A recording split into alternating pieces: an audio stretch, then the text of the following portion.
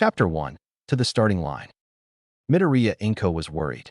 Her son, Izuku, hadn't manifested his quirk yet, and he was almost 5 years old.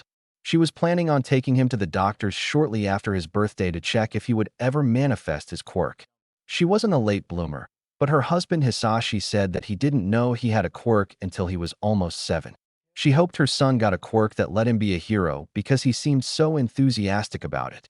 She was just a little confused since the doctors said that they took compulsory x-rays of her son after his birth to check if he had a hidden mutation quirk, and they said he had much denser bones and muscles than newborns usually do. What she didn't know at that time, though, was her son was having a very rough time with his supposed best friend. Izuku was facing him, shaking in his big red shoes, standing in front of another boy who was laying on the ground after getting beat up. "That's mean Kaken."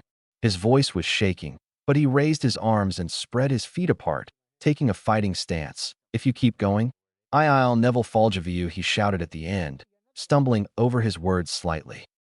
Kaken stared back for a second before huffing. "Even though you're quirkless," as he spoke, he and his 2 goons behind him prepared to attack Izuku, one of the boys growing big red wings on his back, the other's fingers extending. Kaken pulled his hands up in front of him about his body width apart, his right hand closed in a fist and the other open. He slammed them together, creating a small explosion on collision, smoke drifting away. They made their approach, each of them ready to throw a fist at Izuku. "I don't want to get hit. Please don't hit me." "Oh no, I'm going to get hit." His eyes were closed and his thoughts were racing as he waited for their fists to rain down on him. But they never came. He slowly opened one eye, only to see his attackers moving in slow motion. He stood up straight, now only feeling in awe at what he was seeing. He only realized after what felt like a minute that their battle cries sounded deep, much too deep for children their ages. Izuku took a look around the park they were in. He could see a bird flying out of a tree, except he could see it flap its wings in slow motion. He looked behind him to the kid he was protecting, and he could see the tears rolling down his face, moving down ever so slowly. He turned back to face Kaken, his curiosity piqued, but sated for the time being. He decided he'd try to move, expecting to be moving as slowly as everyone else, only to be surprised that he could move at his regular speed. He smiled. He had a quirk after all. Suddenly, everything was back to normal, except Kaken had stopped running, a shocked expression on his face. His goons took a few more steps before they realized that Kaken was no longer running with them. They didn't say anything, only looking at him with confused expressions on their faces. Kaken, however, was staring at Izuku, who was smiling for seemingly no reason. He couldn't understand. Why is Deku smiling? He's always crying by now. He resumed his attack, truly angry this time. Izuku snapped out of his stupor and dodged by taking a step to the side, which only angered Kaken more. It went on for an unknown amount of time until eventually, Kaken was exhausted while Izuku wasn't even out of breath. The goons from before were staring wide-eyed in shock at the event that just took place. Just as Kaken was about to get his goons to help him, his mother and her friend Inko, Izuku's mother, arrived at the park to pick them up. Izuku excitedly ran up to his mother, much faster than she anticipated, since she had only seen a blur before he was in front of her and hugging her legs. She greeted her little ball of energy and said her goodbyes to her friend, Auntie Mitsuki. About a week after the discovery of his quirk, Izuku's mother took him to a doctor to help flesh out his quirk. The doctor ran several scans to check his muscle mass and density among other things, and a couple of scans to check his bone density. The results were incredible, since he had muscles denser than most adults, and his bones were super dense due to being partly composed of an unknown material. Thinking about the accounts of what he could achieve, the doctor got Izuku to eat food while hooked up to a machine to measure how much of the caloric energy he metabolizes, which was a shockingly high number, more than double that of the average person. He did a simple test after hearing from Izuku that time seemed to slow down when he used his quirk. He had Izuku stand to the side in a large room, while at the one end a machine would shoot tennis balls to the other side at around 60 kilometers per hour. Painted on the floor spaced apart 1 m were white lines. The doctor said he wanted Izuku to use his quirk on his mark and tell the doctor how long it took the ball to travel between 2 of the lines. He was simply astonished at the number Izuku gave him. He almost couldn't believe that child could already have a quirk this powerful. The doctor then had an idea. His curiosity was piqued. He asked Izuku to stand at the other end of the room and on his mark attempt to catch the ball. Of course, Izuku's mother was against this. Since she saw how fast that ball was moving, Izuku could die, but she relented when she saw Izuku's puppy eyes staring big and wide at her. The machine fired, and she saw the ball travel across the room, not but a blur. Her fear spiked when Izuku didn't move a muscle, despite that it had gotten close as fast as it had. She was shocked, though, when Izuku disappeared from his spot at the end of the room and appeared in front of her, holding the tennis ball out to her, grinning widely. She stared at him blankly, while the doctor was still stood next to the machine, making strangled noises in an attempt to formulate a response to the development. Deciding they had done enough testing, the doctor took them back to the office. They sat there in silence. Izuku was grinning brightly. The doctor spoke after a few minutes of silence. "I'm honestly surprised that nothing showed up earlier. This is clearly a mutation quirk since there are no signs. It could be anything else from any of the tests we've done. Did you perhaps notice anything, Ms. Midoriya?" She was quiet for a moment, thinking of a response before she said something. "After he was born, they did some tests to check if he had a mutation quirk, and we were told he had extremely dense bones. That, and over the years I have noticed that he could always run faster and for longer than the other children, both younger and older." The doctor had a contemplative look on his face. He was clearly thinking about what could have caused the boy's quirk to only act up now. Regardless, he needed to register the boy's quirk. "All I can think of is it took a certain level of maturity for it, but that doesn't apply to mutation quirks. Regardless, do you perhaps have a name for your quirk, Izuku?" The boy dropped his grin and adopted a very serious face, thinking about what to name his quirk. "Super speed? No, that's not cool at all. I can't think of anything else though. Super speed, I guess," he finally said, face squishing in disgust. The doctor and his mother chuckled. With that, he could go about his life not having to worry about being bullied for being quirkless. The next day at kindergarten, Izuku ran into the class calling out for Kaken, seemingly having forgotten about the events that helped him manifest his quirk. Kaken looked to the green-haired boy and smiled. When Izuku felt he was close enough, he started speaking rapidly. "Kaken, I have a quirk. It's so cool." Kaken, having gotten used to the boy talking quickly, managed to understand everything he said. He smirked and said, "Oh yeah? What is it? I bet it's weak because it's yours, Deku." Izuku frowned at that. "It wasn't weak at all. I can run super fast. How do you think you can be a hero with that? All you can do is run away because you're just weak little Deku, scared of everything." Izuku's frown only grew at the blonde's words. He wasn't sure that he wanted to be friends with Kaken anymore, suddenly remembering all the things he's had happened to him at Kaken's command. He thought in silence for a while, not noticing he was using his quirk to think at super speeds. Eventually, he came to a decision. "Kaken, I don't think I want to be your friend anymore. You're really mean to me, and I don't like that. So I'm going to do what my mom did to my dad and leave you." Suffice to say, Kaken did not like the words he just heard. His face turned into an angry scowl, and his palms started lighting up with sparks. He growled, "Huh? You don't quit being friends with me. I'm better than everyone, especially you, Deku." He had caught the attention of the other children, but luckily the caretakers were busy doing something elsewhere, so he couldn't get in trouble. He lunged at Izuku, aiming his still sparking palms at Izuku's face. Izuku, on the other hand, stood still, not out of fear but out of courage, or stupidity, depends on who you ask. He just didn't want to prove No, he didn't want to prove Katsuki right. So instead of running away, he would fight. Of course, he wouldn't take the hits, since pain sucks. So, he'll dodge and hit Katsuki in the gut, in the hopes it'll deter him from continuing. So that's what he did. He threw his little fist at Katsuki after moving to the left to dodge his attack. What he forgot to do, though, was throw his punch at a normal speed rather than super speed. What he also forgot was that his denser muscles made him stronger. Him forgetting these two key pieces of information sent Katsuki flying, or he looked like he flew anyways.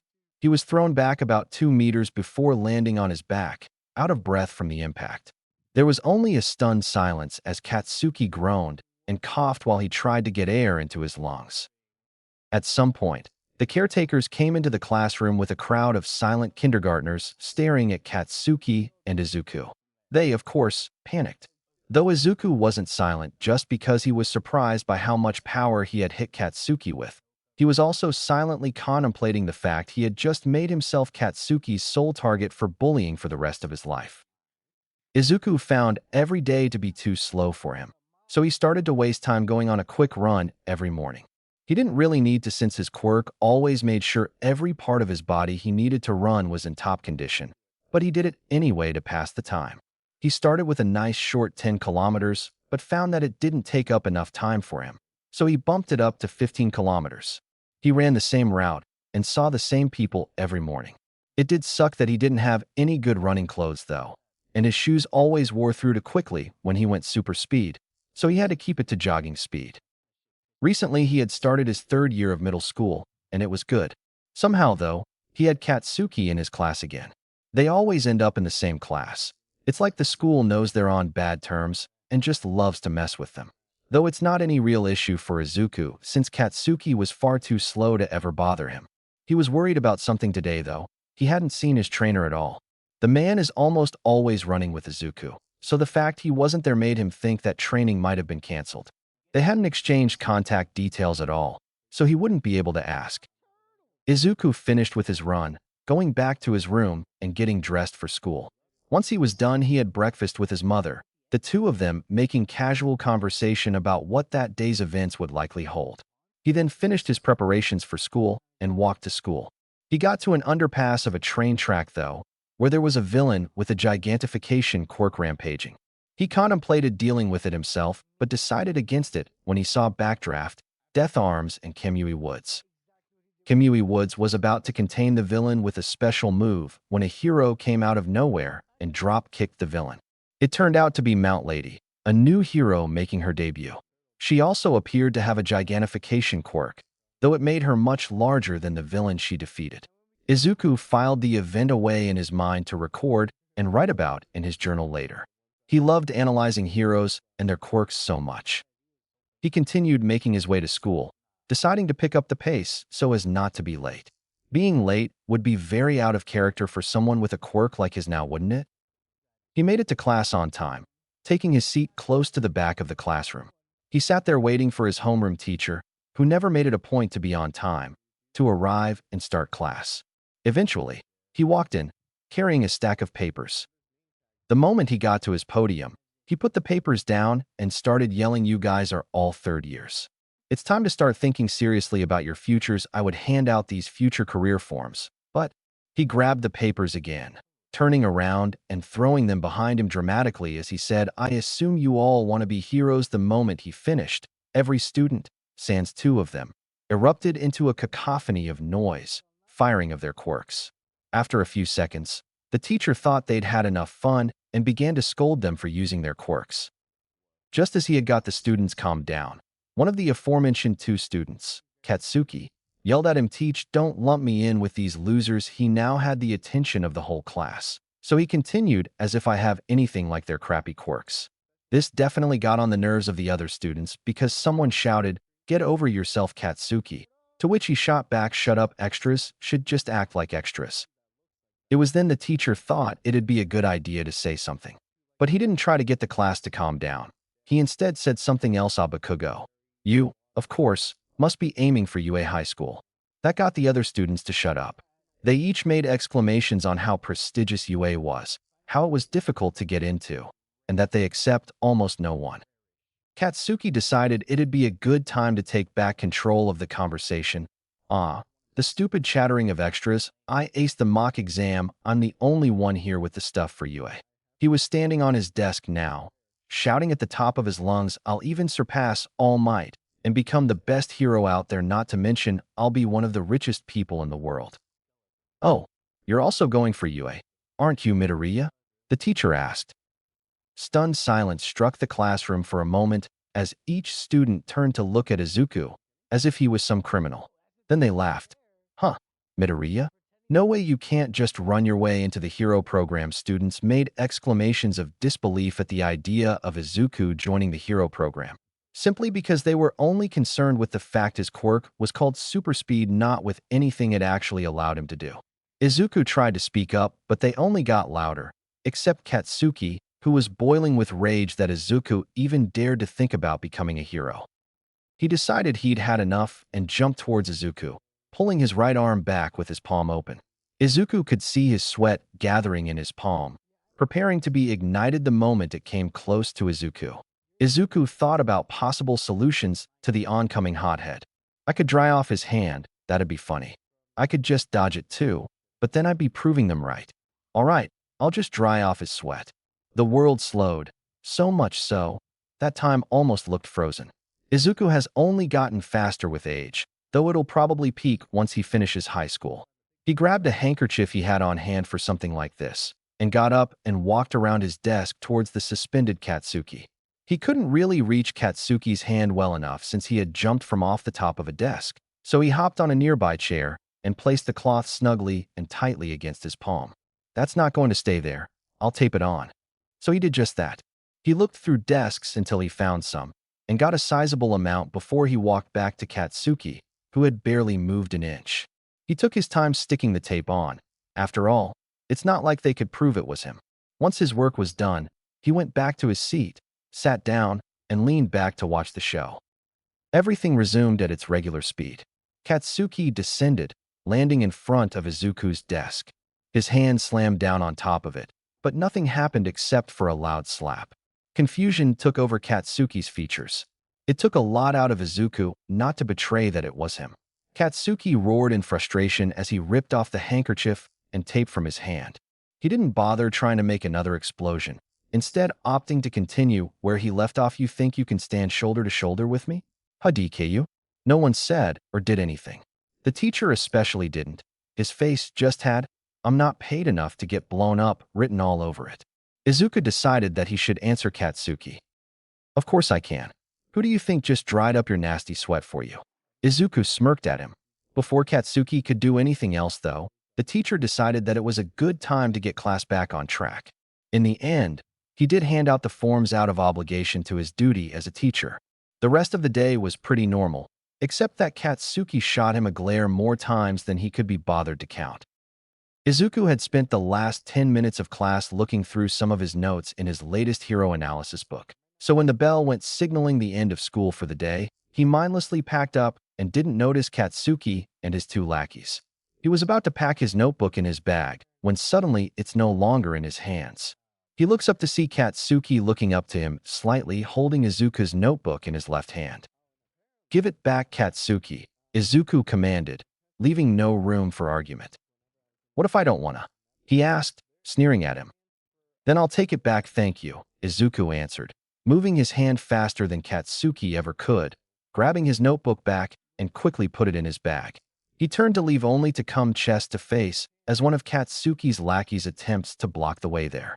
"I don't have time for this," he thought to himself as he pushed the guy out of his way. The lackey stumbled at the unexpected force, but he was out of Izuku's path before he could do anything. Before Izuku could open the door to leave, though, Katsuki slammed his hand next to it, creating a small explosion and charring the wall slightly. "Katsuki, I'm sure you have better things to do than try and threaten me into not going to UA," Izuku said, stunning Katsuki. He left before the debacle could continue. Izuku was on his way to the training location he and his trainer use, which is some dump that used to be a beach. They'd only been training a month, but they, Izuku, have already cleared about a tenth of it. Izuku was hoping his trainer was fine since no one else seemed to know how to help someone with natural super strength, even if it was only minor enhanced strength compared to people with strength enhancement quirks. Izuku decided to take a shortcut through an underpass. He was too absorbed in his thinking about what to do if his trainer wasn't there or he didn't arrive there, to realize that something was coming out of the manhole he had just walked over. It was only when he heard someone say something behind him that his attention was focused back on his surroundings, a disguise, pant and medium size. Everything slowed down to a crawl as Izuku turned to the source. "He sounds tired, like he's been running. He also called me a disguise. Is this guy a villain? It'd probably benefit me to not get caught since there probably isn't much I could do against someone made of liquid." While Izuku was thinking, he was also fighting the urge to ask the apparent villain, "Are you a bad slime? Are you a bad slime?" He failed. The urge was just too strong. The villain clearly wasn't expecting to be asked a question as he stopped moving for a second, stunned. He continued onward, flinging himself at Izuku in an attempt to catch and cover him. Too bad he was much slower than him, so Izuku simply took a few steps back. "Stand still, you brat," the villain yelled at Izuku. "Now why would I do that when I can stall you until help arrives?" Izuku asked, turning to the side to dodge a disgusting dark green tendril. It was at this moment Izuku heard something else come from the manhole. It sounded like heavy footsteps. The villain screamed in frustration as the manhole cover behind him shot up and hit the ceiling of the underpass. A large silhouette jumped out and shouted, "Fear not, why? Because I am here." The villain seized up, and Izuku stared at the apparent pursuer of the villain in excitement. "All Might, I've wanted to meet him my whole life. I wonder, is he faster than me?" As Izuku was in his head, All Might dispatched the villain with a Texas smash and was trying to get the boy's attention. What All Might wasn't expecting when he approached the kid was for him to be mumbling at what seemed to be supersonic speeds. "Kid, calm down. The villain has been apprehended." Izuku seemed to have heard him and immediately started fanboying. "Oh my god, it's All Might. Hey, hey, All Might, what's your top speed? Actually, can I get an autograph? But really, what's the fastest you've ever run?" Izuku fired out the questions almost too fast for All Might to catch it. "Just like always, young Midoriya. You always have spoken at speeds that are rarely coherent. It's amusing sometimes. I don't know what my top speed is, young man, but I'm sure you could match it with hard work. Haha, now. I must be off to hand this villain to the police." All Might spoke as he signed Izuku's book on the first empty page he saw. He then pocketed the villain, who now resided within 2 empty soda bottles. Izuku noticed that they weren't very securely put in his pockets and decided to let All Might know so he can avoid any more incidents. He turned to All Might, who was crouched and ready to leap into the sky. "All Might, the bottles, they're not secured properly in your pockets." This caught All Might's attention, and he realized that they were indeed not secured properly and almost looked like they would have fallen out the moment he took his leap. "Thank you, young Midoriya. That could have caused many issues. Yawa, that could have been absolutely horrible. I'm already running short on time. Who knows what that could have done." Izuku waved at All Might as he left, excitement all over his features. He stood there staring at where All Might was standing, then remembered he had somewhere to be. He continued on his way, now armed with a story to tell his mentor. Though he didn't tell All Might his name. Izuku arrived at the beach they were training at, Dagoba. It was a sad place, really, covered entirely with trash. Recently, though, it had been getting cleaner and was slowly gaining back its former beauty. Izuku walked through the piles until he got to a little clearing which was nigh impossible to spot from outside the beach. It was there that Izuku trained with his mentor. Izuku normally got there before him, though, so as usual he got changed into workout clothes while he waited. After about 20 minutes his mentor arrived. "Young Midoriya, I see you're here on time as usual. How about we get started, yeah?" "Yes, Mr. Yagi." Izuku met Mr. Yagi on a morning run a little over a month before school started. He was about halfway done with his route when he saw a blond man hunched over, gasping for breath. He ran up to the man and decided to strike up a conversation. "You okay there? I was doing my run, then I saw you looking like you just ran a marathon." The blond man seemed almost shocked that someone was talking to him. He then smiled and spoke. "Yes, I'm fine, just taking a short break. I'm not exactly in the best shape." He gestured to himself as he said the last part. "And you? Did you just start? You seem to be doing fairly well for someone your age." The man continued. No, actually, I was about halfway when I saw you. Though I guess I am pretty good when it comes to running, especially when my quirk relies on it. That's probably why I'm a bit lacking in the upper body department compared to my legs." Izuku replied. "If I may ask, what is your quirk, young man?" The man asked. It's super speed, though I get a few other perks like super endurance and increased regeneration, to name a couple.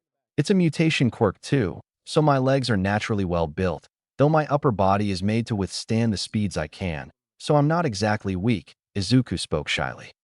"Damn, that's amazing. His quirk is perfect for hero work. That's amazing. I do hope you're aiming to become a hero?" the man asked him. Izuku smiled widely and spoke, excitement clear in his voice. "Yes, sir, I want to help people with a smile on my face, just like All Might." The man smiled at that. "Just like me, huh? I hope he succeeds. Well, young man, it was nice meeting you. Oh, and it may be a little late now, but my name is Yagi Tashinori." He offered his hand to Izuku. It was nice meeting you, Mr. Yagi. My name is Midoriya Izuku, Izuku said in reply, a smile on his face. Izuku turned away so that he could finish his run. Just before he could get going again, though, Mr. Yagi called out from behind him, young Midoriya, actually, I think I could help you out with some strength training.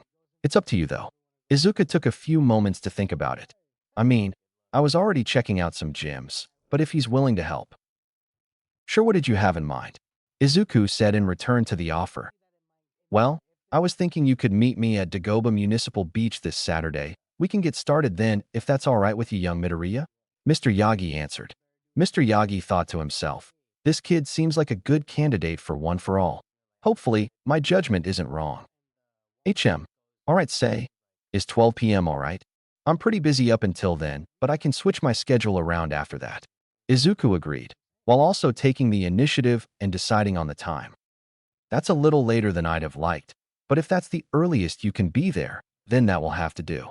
See you there, young Midoriya, as he replied. Mr. Yagi turned around and continued his run. Suffice to say, Izuku was satisfied with his morning run. He managed to find someone who not only praised his quirk, but also offered to train him. He was ecstatic when he got home, much to his mother's delight. They met up at the beach and decided that they would regularly meet up to train, though Mr. Yagi didn't do any training himself. He just supervised Izuku and gave him tips. While driving a truck to dump the trash Izuku moved, Mr. Yagi did eventually give Izuku a meal plan that would help build muscle. It was also around this time Izuku experienced a growth spurt, in which he grew several centimeters by the time school had started. Mr. Yagi also said that Izuku could get some training equipment for home if he felt like it, just in case he wanted to do some extra stuff. It was about a week after the sludge villain incident that Mr. Yagi had to cut one of their training sessions short, though. Why is that, sir? Izuku asked out of curiosity. I have a meeting I can't miss. It's very important. Mr. Yagi answered plainly. Izuku hummed to himself and thought, interesting. Well, if it's important, there's no helping it. And I don't think it's my place to find out either. It's his business, not mine. Well, have fun and good luck, Izuku said. As Mr. Yagi was leaving, he thought to himself, I don't think I'm ready to pass down one for all yet, but it has to be done soon or the torch will go out. So, I hope this Togata-kun that Night Eye speaks so highly of is as good as he says. From what I've heard and the little bit I've seen of him, he is quite remarkable, but I want more than just ability. I want will, I want conviction. That night, Izuku pushed himself a little harder with his home training because his beach training had ended early. That night, Mr. Yagi, better known as All Might, was presented with a difficult choice to make. Chapter 2, and they're off to a quick start. School continued as it had been in previous years, which was to simply go through the day, doing the work given to him, and deal with Katsuki whenever he did something stupid. Nothing changed, except that Katsuki seemed to get more desperate to put him in his place by the day. Nothing Izuku couldn't handle, though. The beach cleanup was doing its job, and the beach had started to really look beautiful. Izuku kept working on the beach, which by the 6th month was completely cleared. During the 6 months, Izuku had grown considerably taller, so he stood at a proud 181 centimeters, 5 foot 11.26 in height. The whole cleanup had actually really helped with his upper body development, since it showed him his upper limit was around 300 kilograms, 660 lbs, and he had managed to push it up to around 375 kilograms, 825 lbs. Izuku didn't really have any business at the beach anymore, so he only went there to do some running in the afternoon, since he read somewhere running on sand was supposed to help you work through a fuller range of motion or something. A month passed, and Izuku hadn't seen Mr. Yagi since the last day of beach cleanup. He was about to finish up his 10th and final length of the beach one day when he saw a familiar mop of blonde hair about 100 meters away. He immediately forwent any inhibitions about super speeding on sand and was a couple of meters in front of the man in less than a second, whose eyes widened for a second at the sudden appearance of the boy, but returned to normal once he recognized who it was. Mr. Yagi, long time, no see, how have you been? Izuku spoke excitedly, having missed the man who had somewhat acted like a father figure in place of his actual father. Ah, young Midoriya, I was looking for you. I've been well, thank you. Mr. Yagi answered, smiling as he finished. His eyes twitched to Izuku's right, probably because someone was walking in their direction. Looking for me? What for? Izuku asked, quirking one of his eyebrows. The man started looking nervous for a few seconds before releasing a breath and beginning to speak well. You see, I just felt that you should know I. He was interrupted by a clicking sound. Izuku felt something cold and solid touch the back of his head as a man spoke gruffly from behind him, "Don't move, or the kid dies." Mr. Yagi locked up immediately. Beads of sweat started forming on his head. Izuku was stiff. He didn't know if he could dodge bullets. He had never been able to accurately measure how fast he could go, and he didn't know what sort of gun the villain had, nor did he know the man's quirk. He had to hope he could talk his way out of it. "While what is it you?" "Shut the fuck up, kid, I'll blow your fucking head off." Izuku shut his mouth. "I guess this is it, huh? I can't even talk him out of it. It sucks, but I was never able to become a he." "Oh, I know who you are. It was hard to see cause of the sun behind you. But you're the secretary guy for All Might, ain't ya?" Mr. Yagi's and Izuku's eyes both widened. Mr. Yagi's out of shock of someone recognizing him, and Izuku's from learning that Mr. Yagi worked for All Might. "I wonder, what would happen if I killed you?" the villain asked, clearly not expecting an answer as he aimed the gun from Izuku's head to Mr. Yagi. "Goodbye, Blondie." He pulled the trigger. The world slowed down. The bullet looked like it was moving at walking pace. Izuku was moving before he could even think, but he didn't get anywhere near the speed the bullet was moving. My brain must be going into overdrive, Izuku thought, realizing that he probably wouldn't be able to stop the bullet. He tracked the trajectory of the bullet through the air, right to the left side, Mr. Yagi's chest, where his heart lay. Izuku knew he had to stop the bullet. He needed to go faster. He pushed his arms and legs with all his might, but made no progress. He wanted to scream, but knew it wouldn't change anything, least of all help. The bullet crept closer and closer, centimeter by centimeter, towards Mr. Yagi, further and further away from him. He needed to go faster. Faster. Faster.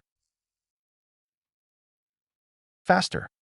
Something inside Izuku clicked, and he was imbued with power. Green lightning erupted in the air around Izuku as he sped past the bullet, past Mr. Yagi, and stopped at the road. He immediately turned around and saw the bullet, no longer making its way to Mr. Yagi, instead staying suspended in the air as if something was holding it there. Izuku made his way back and nearly overshot it, and used to that level of speed. He stood in front of Mr. Yagi, the bullet an arm's length away. He pushed the bullet to the side, somehow not disrupting its momentum and other physics, redirecting it to fly past him and Mr. Yagi. Time resumed at its normal pace. The green electricity was gone from his body, and he was exhausted and in excruciating amounts of pain. The villain was wide-eyed and frozen in shock for a few seconds before smirking and talking. "So you're fast, huh? Pretty neat considering my quirk allows me to accelerate any and all projectiles that leave my person. How long do you think you can keep it up, brat?" He began pulling the trigger again and again. Izuku tried to go as fast as he did before, but he couldn't, so he did the next best thing after redirecting bullets, pushing the target out of the way. He threw Mr. Yagi away as quickly as he could as the bullets approached. He didn't notice that Mr. Yagi was a little more muscular than he was a minute ago. There weren't any more flashes from the gun, and Izuku could see 9 bullets in the air, so he guessed the villain used his full magazine. Izuku was still in pain from his stunt before, and he knew for sure his speed, when he wasn't in pain, wasn't enough to dodge 9 bullets coming at him, almost twice as fast as the one from before. He realized that his life may just end there. He closed his eyes. He wouldn't get to be a save everyone with a smile like All Might, but at least he saved someone before he died. "No, I will not let it end like this. I have to become a hero, no matter what it takes." Izuku's eyes flew open and he moved. His body screamed at him. He grit his teeth, turning towards the direction he threw Mr. Yagi, only to see that Mr. Yagi no longer there. In his place stood All Might, who was staring at the young man. Izuku would normally have screamed and tried and fanboy over his idol, but it wasn't the right time for that. He moved his legs, only for them to falter. He began to fall. All Might was moving towards him in slow motion, trying to catch him before he hit the ground. Izuku felt the air part as a bullet flew past him. He felt it several more times as the rest followed suit. Izuku was close to hitting the ground when All Might's giant hands appeared underneath him and held him in place gingerly for what felt like years. Suddenly, he heard yelling, but it wasn't slow or deep like it normally was. It was fast and far too loud. In his groggy and pain-filled state, Izuku couldn't understand why. Izuku was out like a light before long. When Izuku came to, he was staring at an unfamiliar white ceiling. His body was stiff with pain. There was a sharp smell and steady beeping somewhere off to the side. He tried to sit up, but he couldn't move with the pain. He instead tried to speak, but his throat was dry and only strangled noises came out. There must have been someone else in the room because he heard quick footsteps soon after. Izuku? It was his mother. Are you awake, honey?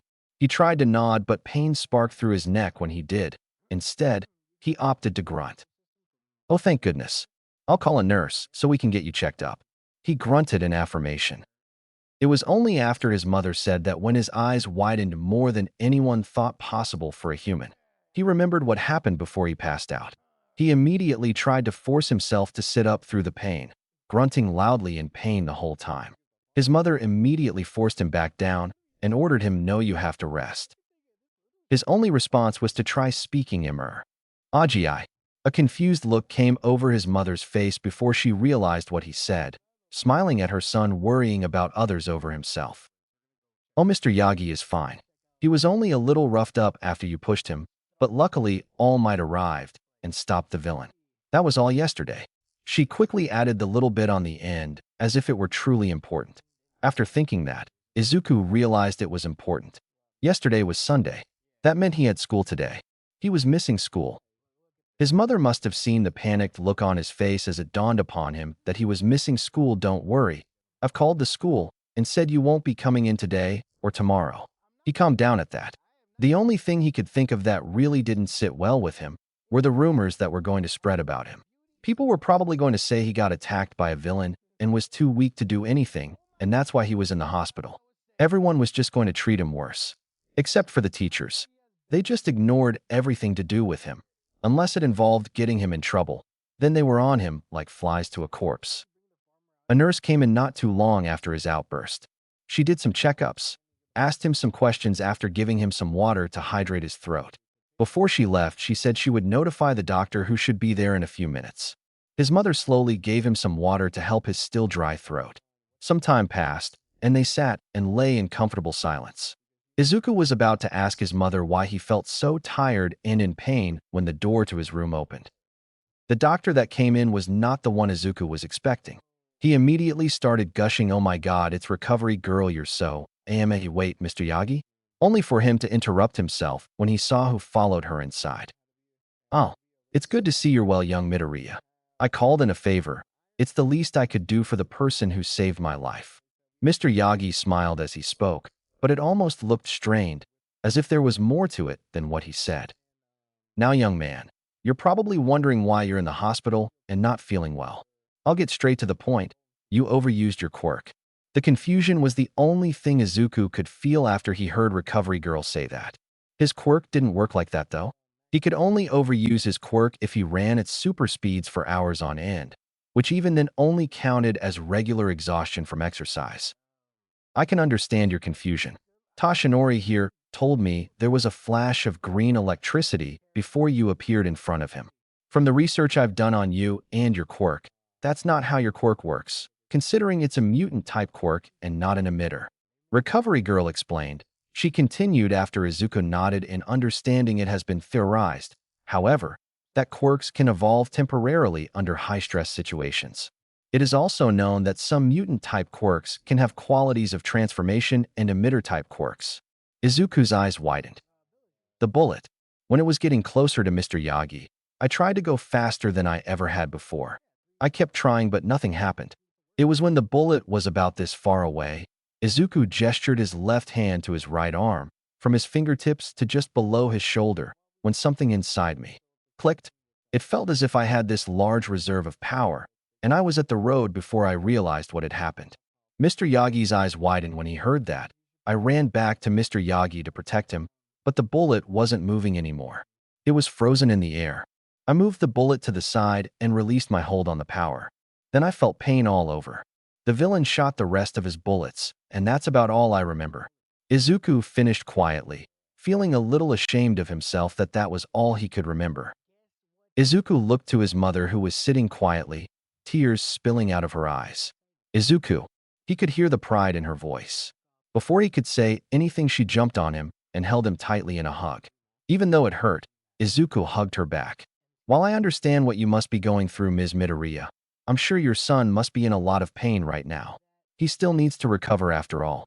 His mother slowly let go of him and went back to her seat. At least we know what happened now. Thank you for your account, young man. Now, we'll keep you here for another night for observation, then if I think you're well enough, you'll be discharged sometime tomorrow. Izuku nodded. I'm sure you're hungry. I'll get a nurse to bring you some food. In the meantime, why don't you and Tashinori here have that conversation you were going to have before you were interrupted? Ms. Midoriya, I'm sure they'd like some privacy. Plus, there are some things I need to tell you, so if you could come with me, please. Recovery Girl gestured to the door as she spoke to his mother, who got up and walked out ahead of her. Don't mess up, Tashinori. Her tone was heavy as she spoke before she left and closed the door behind her. Yagi Tashinori had never been more nervous in his life than he had been at that moment. He had already resolved himself to tell young Midoriya, but he still felt nervous about it. What if he says no? That question kept going through his mind. Mr. Yagi, you had something to tell me? Young Midoriya pulled him out of his thoughts. Oh, yes. Well, you might not believe me, but… Midoriya quirked up an eyebrow. Well, I'll just show you. Tashinori paused and took a step away from Midoriya to make room, before he suddenly enlarged, gaining muscle. I'm All Might. Young Midoriya looked shocked, his eyes wide. Why tell me? The young man asked, disbelief evident in his tone. Tashinori deflated in a cloud of steam. 5 years ago, I was injured gravely. I lost my stomach and my respiratory system was nearly destroyed. Because of this, I can only be a hero for around 3 hours a day. Since I am running out of time as the symbol of peace, I was thinking about making you my successor. What you did yesterday only helped me to affirm my decision. Young Midoriya, I want you to inherit my quirk, he finished loudly, but making sure nothing escaped through the walls of the hospital room, even if they were pretty thick. 5 years ago, that was Toxic Chainsaw, but you were fine. It was even televised, but wait. I mean, people have theorized what your quirk was ever since you debuted. But a quirk that can be inherited outside of the family? That makes no sense. The boy kept rambling on. Young Midoriya, calm down, please. Hear me out. Tashinori pleaded. Midoriya shut his mouth, looking at him intently, clearly waiting for him to speak. My quirk is called One for All, and it is a crystallization of power that has been passed down from generation to generation, getting stronger with each holder. I am currently the 8th holder, and I am offering to you to be the 9th. That is, only if you agree. Midoriya stared at him, baffled. He must still be caught up on the idea of my quirk being able to be inherited outside of genetics. Try not to worry too much about the impossibility of how it gets inherited. Just think about it, and tell me if you take my offer. Here's my phone number and email so you can contact me. I'll take my leave. Tashinori turned away from the young man after handing him a slip of paper with his number on it and walked to the door. He reached for the handle, but before he could grab it, Midoriya called out, wait. Tashinori turned back to face the young man and saw exactly what he was looking for. There was an inferno of determination in his eyes and an equally determined look on his face. I'll do it. As I am now, I'm not fast enough to achieve my dream. I know the path will be arduous, especially since I'll have to learn how to use a new quirk, but I accept. Tashinori smiled. All right then, after your discharge and you've completely recovered, we can get started. I look forward to working with you, sir. His successor nodded his head in a small bow. With that, Tashinori took his leave. Izuku did get discharged from the hospital the next day, and he was in a lot less pain, thanks to the help of Recovery Girl and the increased regeneration his quirk offered. He didn't get home until a little bit after lunchtime, though, so he was uber hungry since hospital food was barely enough of a breakfast for him. He was told to rest at home for at least another day, and not to use his quirk actively until the next week. Well, I need to find something to do while I recover. I did miss the hero news while I was recovering, so maybe I should do some analysis? That'd be nice. After he got into more comfortable clothing for the surprisingly warm day, that's what he did for a few hours, and he had managed to fill another notebook. He was quite chuffed with himself. He got his last spare notebook and started preparing it for use later, which would probably be the next day. He checked the time and saw that his mother would be getting back from work in about an hour. He lay down on his bed, planning to nap for a little while. He was ordered to rest to assist with his recovery, and he was sure that sleep did the best job of that. The moment his head hit his pillow, he was out.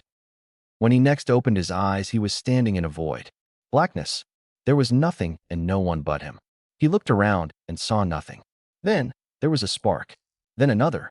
They kept coming and got bigger. But something was strange. They were green.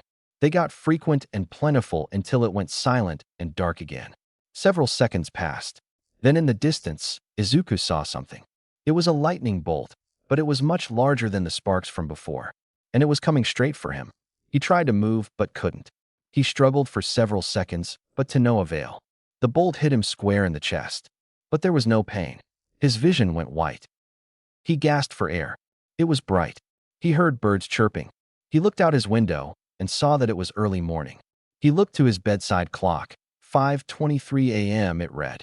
He would have gone for his usual morning run, but since he was told not to by the doctor, and he should listen to his doctor, he didn't. Instead, he continued to lay in bed, thinking about his dream. Was it a dream? He held a hand to his chest, trying to feel something. He stayed like that for a while. He rolled over onto his side and stared at the wall. He heard a soft knock on his bedroom door as it was opened. He looked from the wall and saw his mother. "I'm going to work now. There are leftovers from last night and some breakfast for you in the fridge. I've already called the school to say you won't be there today. Just rest, okay?" Izuku looked to his clock and lo and behold, it was indeed time for his mom to leave for work. "Okay, thank you. Have a good day at work. I'll see you this evening." He waved lazily as he finished. His mother smiled as she closed his door. He closed his eyes in an attempt to go back to sleep. But after what felt like forever, he was still wide awake. He threw his cover off and got up so he could have breakfast. He made his way to the kitchen uncharacteristically slowly. Once he was there, he opened the fridge and took out the leftovers from last night along with the breakfast his mother made for him. For the average person, it would have been a lot, but with how much of the food he eats that his body metabolizes for energy, it's an okay amount for him. He ate slowly, taking his time since he didn't have anything to do while he relaxed at home. He finished his meal. It was pretty warm considering what season it was, so Izuku took his shirt off and relaxed in the living room, shirtless, watching television. There was still some buzz around the attack he was in, but not much since villain attacks were a daily occurrence. It was midday before long, and Izuku was starting to feel hungry, despite the lack of exercise. He got up to make himself something to eat. He checked the fridge. Not much here. Maybe I should go shopping? I was told not to leave the house, though. Guess I'll just starve until Mom gets home. With that, Izuku went back to his room. It was there that for the first time in a long time, he admired the hero merchandise that he had collected over the years. It was mostly All Might, but there were some other heroes, like Ingenium, who he idolized for also have a speed-centric quirk, Ryukyu, Maruko, and one singular Endeavor action figure. He wasn't the biggest fan of Endeavor since the hero was always rude to civilians and he looked so unapproachable. He made you want to walk an extra kilometer to get a different hero to help. Regardless of hero preference, he'd always been enamored with their quirks. He had finished his 13th notebook the previous night, leaving him with an empty 14th one to start on. The first hero he always did was All Might. Then even though he wasn't a hero himself. After that, it was whichever hero caught his interest, which was new heroes most of the time. He sat down at his desk and started on his newest notebook. He wrote down everything he knew about All Might after a sketch, minus what he learned the other day at the hospital. It took him about a half hour since he made sure to be thorough, plus he couldn't go any faster without his quirk. He moved on to his own quirk. He skipped the sketch since there were no reliable, good photos of himself he could use. So I already knew I could go faster than sound. I already knew my limits in terms of strength. I guess the only new thing is what happened that night at the beach. I tapped into some kind of hidden reservoir of power. It also had a weird byproduct, some kind of electricity, which was green for some reason. I can only learn more by using my quirk, but I'm not allowed to, so that'll have to wait. Well, that's all I have for now. I can add more and change things later. Izuku was back at school the next day and was berated by his teachers for not doing the homework he wasn't given. He assumed someone was asked to give it to him, but they decided he wasn't worth it.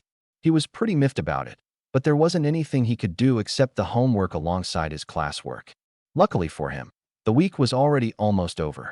No one said anything to him about his absence, and even Katsuki wasn't doing anything. Not that he wasn't grateful, it was just suspicious considering no one had any problems before. Not being able to use his quirk to assist with classwork was pretty hard on him, but he was already pretty smart, so as far as anyone else was concerned, nothing was different. There was someone that he noticed kept looking at him throughout the lessons. A girl with light gray hair tied into two tails that sat towards the front of the class. He had never talked to her before. He didn't even know her name, but he was pretty sure she didn't have any friends. Not in the same class anyway. He ignored her, not like it mattered what she was looking at him for. She might not have even been looking at him, could have been the kid to his right or left, or even the kid behind him. He got through the day and packed up his stuff in record time without his quirk. He was one of the first few students out of the door into the hallway, and despite the location of the classroom on the highest floor before the roof, one of the first out of the building. He was halfway home before he felt like he was being watched. He turned back slightly to look behind him, but saw no one. Thinking nothing amiss, he kept on. The feeling never went away, but he didn't see or hear anyone, so there was nothing he could do. Once he got to his apartment building, someone behind him called out, "Excuse me," it was a girl. "It's not likely she's calling out for me. I'll just keep going." "Excuse me, Midoriya, Izuka, huh?" He turned around. It was the girl from class. Now that she was up close, Izuku could see she had beautiful blue eyes. Thanks. Shit. I said that out loud, huh? Might need to sew my mouth shut someday. They stared at each other in silence. Izuku was just waiting for her to continue while she just looked at him, with a weird look on her face. "Well, you gonna tell me what you want or can I go?" "I just wanted to apologize." "For what?" "As far as I know, you haven't done anything." "Ah, well, that's the issue. I didn't do anything. As class president, I was asked to take the homework to you, but I chickened out. Then I followed you home and even used my quirk to hide from you.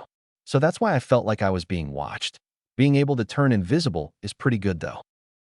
Apology accepted, I guess. There was never really an issue to begin with since I'm ahead.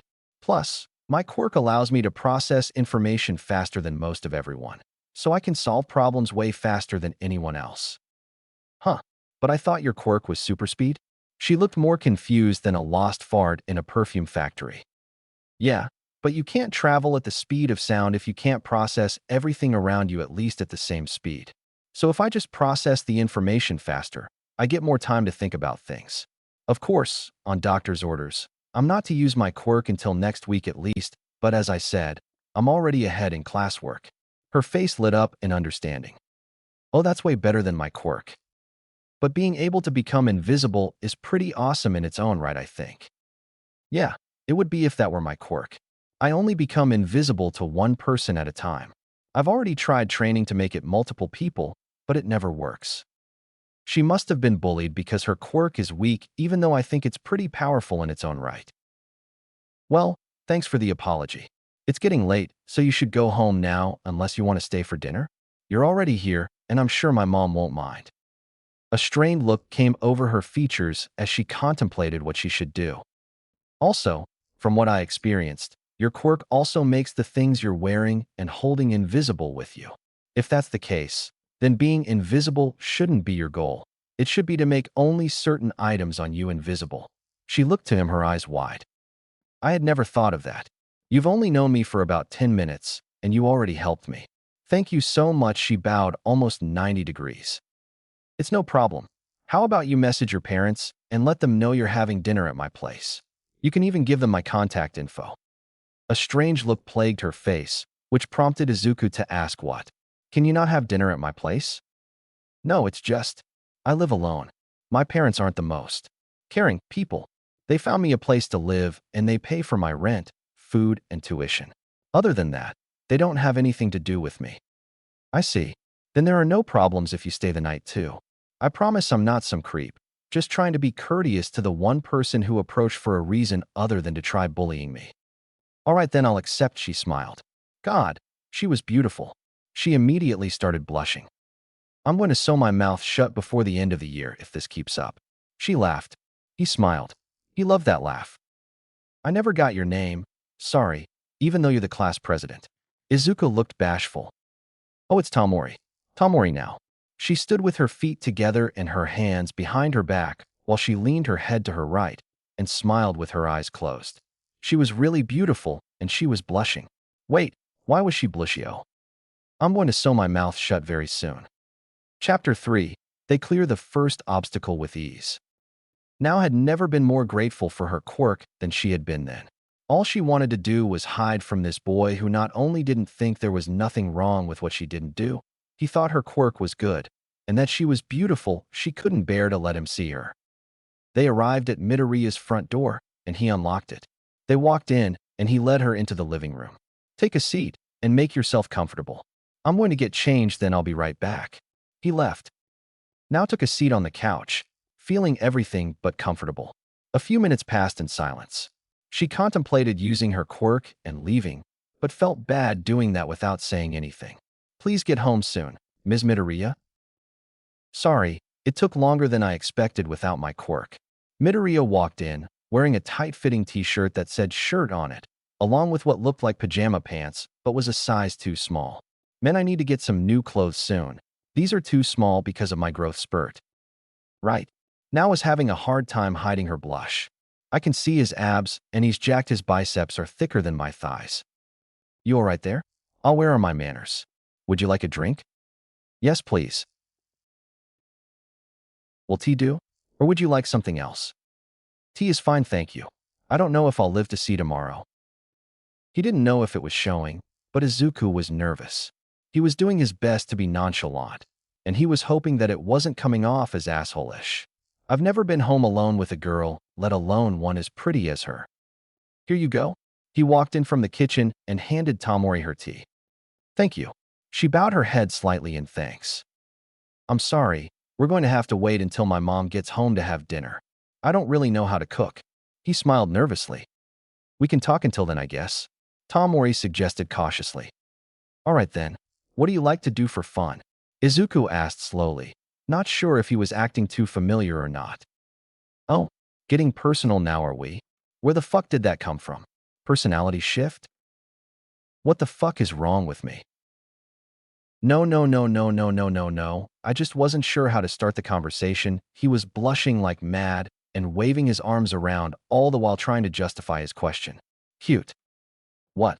Am I the one talking out loud now? Dumbass. What? Play it cool. Act like nothing happened. Know why?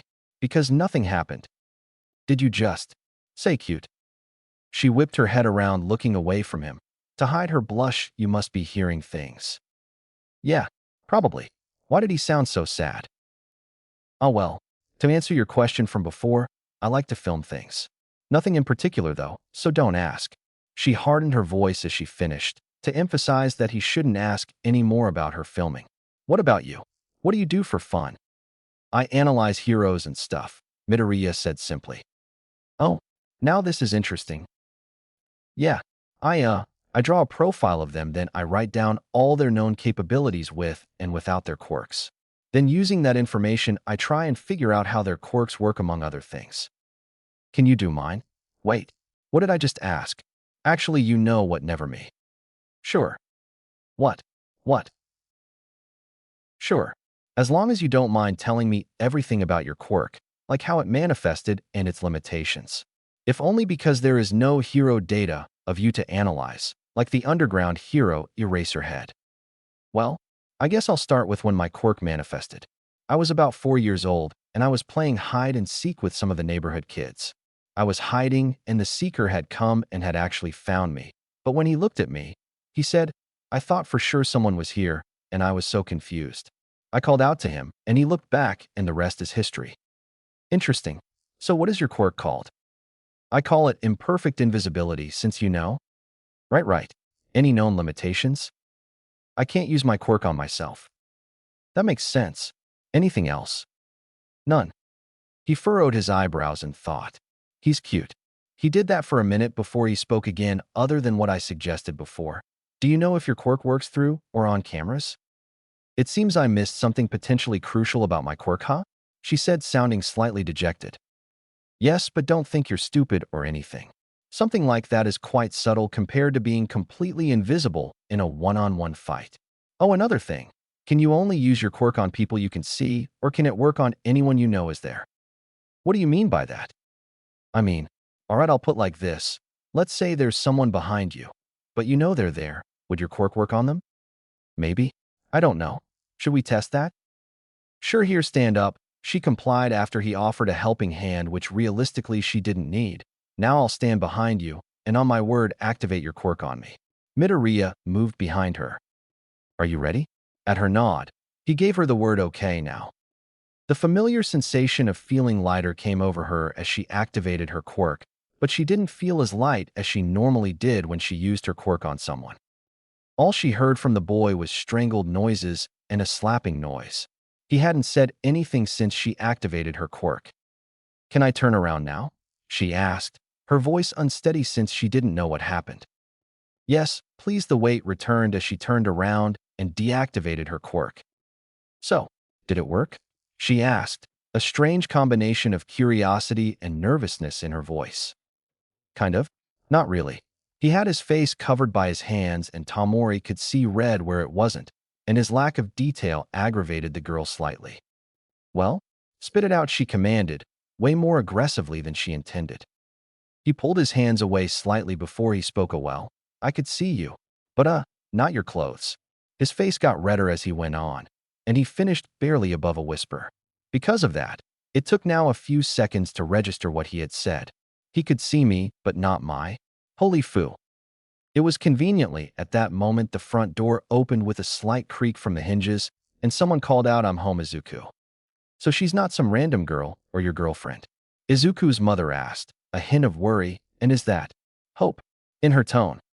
No, we're in the same class, but that's it. Izuku shot back. He missed how Tamori's face fell slightly. If you say so. Give me a few minutes to prepare, then I can get started on dinner. Are you going to stay the night, Tamori?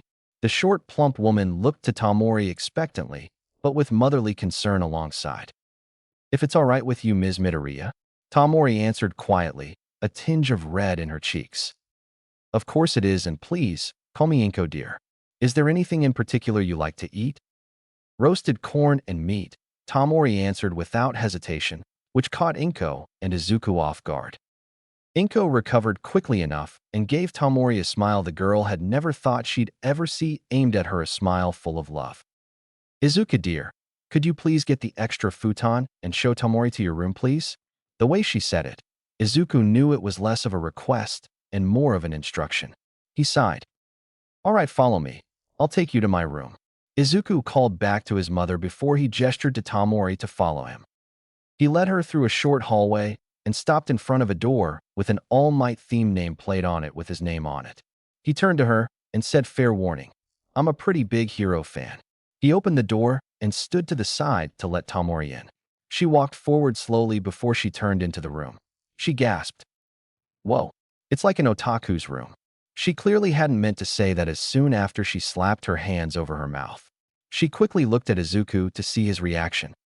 His face was flushed. It wasn't exactly a compliment, but he was embarrassed nonetheless. Well, yeah, you're right. He stayed like that for a minute before he perked up suddenly and started speaking again. So would you like to take my bed or the extra futon? A pensive look came over her face as she tried to decide. He waited patiently for her, though he had to admit he was definitely using the time to admire her. Several minutes passed, and Izuku was about to speak before she answered with a confident look on her face, if it's no trouble, I'd like to take the bed. Sure, I was probably going to make you take it anyways, but you've saved me some time. I'll be back with the futon. In the meantime, you can explore my room, get comfortable, or you can go back to the living room. Without bothering to hear her reply, Izuku left his room and walked down the hall to the storage closet. He opened the closet and searched for the futon. After a few minutes of fumbling around, he managed to find it and get it out, leaving behind a small mess. He carried it back to his room quickly. He walked in to see Tamori looking through one of his earlier notebooks. He panicked. He forgot that he shouldn't be going any faster than walking pace and immediately zoomed in front of her, which shocked her into dropping the book. Izuku grabbed it midair and put it back, all while his face was almost a new shade of red. He didn't want Tamori to see his face, so he hung his head, keeping his eyes shut tightly. "I'm sorry," was all she said. "No, I should apologize. I said you could look around, but I always get embarrassed when someone looks at my notebooks. I always get made fun of for them," Izuku said quickly. "Oh, well, I think they're pretty amazing. A bit on the over-explaining side and repetitiveness, but they're comprehensive, to say the least. Plus, your drawings are really good." He looked up, eyes wide. A small smile came over his features. "Thanks. The only other person who ever said something like that was my mom." "Why are they all written in pencil?" she seemed to have blurted out. "Because I tend to use my quirk when I write, and I don't think the ink can get out at the speed of sound," Izuku said slowly, unsure since he had never actually tested it. They stood in silence for a few minutes. Eventually, they started to smell something delicious waft in from the kitchen. There was a low rumbling noise, and Tamori's face flared red immediately. "Do you want to go have some food?" Izuku gestured behind him to his door as he spoke. He only received a nod for an answer. They walked in silence. "Oh, you're done? Dinner will be ready soon. You can just take a seat at the table." "Izuku, please set the table," Inko said after she heard their footsteps. Was all Izuku said as he walked towards the kitchen to get the cutlery and other things to set the table with. Tamori took a seat, her face still slightly red. After Izuku had set the table, he took his usual seat at the table, which happened to be close to Tamori. He didn't think anything of it. A few minutes passed before they heard the oven door open and close. Izuku's mother came around to the table holding an oven pan packed with roasted corn and a variety of meat. "Okay, let's eat," Inko announced after she returned her apron to the kitchen and took a seat at the table. "Thank you for the meal," both Izuku and Tamori said at the same time as they picked up their plates and went to dish up some food for themselves. They ate in silence. The only sound was the clinking of cutlery on plates every so often. Izuku's mom stopped eating at some point despite her plate still being quite full of food. She folded her hands in front of her and looked at Tamori. "So Tamori, is there anything you'd like to do in particular for a career?" Inko asked, her tone soft like usual. She waited patiently for a reply. Tamori swallowed her mouthful of food before taking her time to formulate a response. "I was looking at going into the film industry, but there are no schools nearby that my parents would be willing to pay for." Izuku's mother's eye twitched almost imperceptibly at that. "Oh, that's nice. Why don't you go to UA? I'm sure they have an elective for that sort of thing, and from what I've seen, they aren't too much more expensive than your middle school."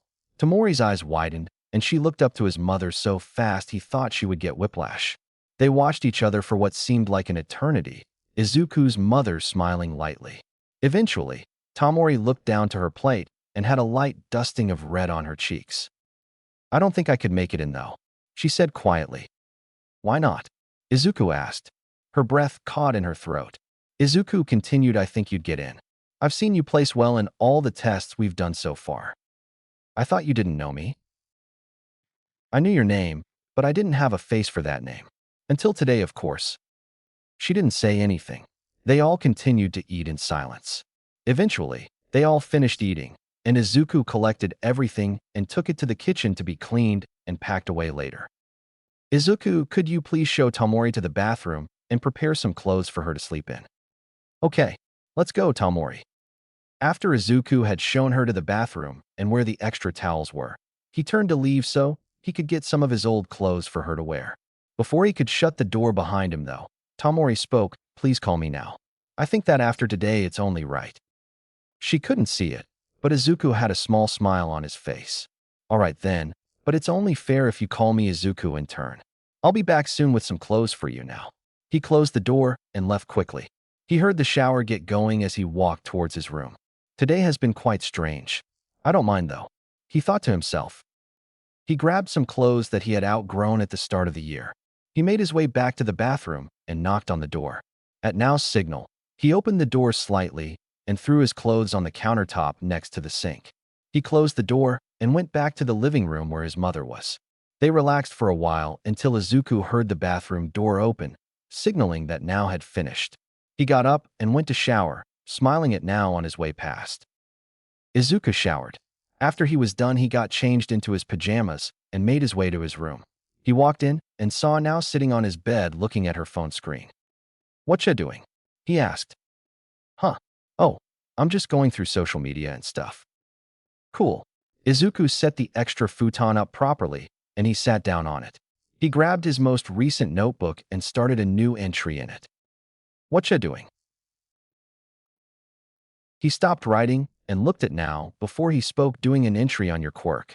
I'm almost done actually, since there isn't very much to put in. I'm going to sleep once I'm done. She nodded silently. Izuku went back to writing. Out of the corner of his eye, he could see her pull back the duvet and get underneath. Once he was done, he closed the book and threw it on his desk along with his pen. He got up and turned off the light before he returned to the futon on the floor. He got under the blankets he grabbed with the futon. He shuffled around a bit to get comfortable, then closed his eyes and attempted to sleep. Thank you, Now unexpectedly said. What for? For thinking I can make it into UA. I was just stating the facts. Nothing more, nothing less. Even if you couldn't make it in, I'd offer help. Izuku said. Now didn't say anything else, so feeling satisfied, Izuku fell asleep with a smile on his face. Now woke up slowly, her eyes still closed. She remained like that for what felt like a few minutes before she realized something. Wait. My bed isn't this comfortable. She opened her eyes and came face to face with an unfamiliarly colored wall. She gasped loudly. She scrambled back to get away from it, as if it were going to attack her. She wasn't paying enough attention to her surroundings, though, because she then fell off the bed onto the floor. Or at least she would have, had there not already been something on the floor. Izuku stirred awake after hearing something in his room. That's weird. Why do my shelves look so far off? Then the events of the previous day came crashing onto him, along with Now. Oomph was all that came out of him on impact. He was in pain and shock from having a whole-ass person land on him, even if it was only after a measly foot of airtime. Said person immediately disappeared into thin air after realizing what they had done. That did not, however, change the fact that she was still on top of Izuku's chest, struggling to get off. Footsteps running down the hall followed a door slamming into a wall as it was flung open several seconds after the struggle started. Are you guys okay? Izuku's mother yelled, and swung his door open and flicked on the light. It was after her vision focused, though, that she saw Now sitting on his chest, Izuku doing nothing. She seemed to visibly calm down, but then was energized with something else as she closed the door, apologizing for the interruption. He heard her wail, "My baby boy is growing up so fast," as she made her way back to her room. Now had managed to calm down shortly after that, and even remembered what happened that caused her to wake up in an unfamiliar room. So, can you get off me, please?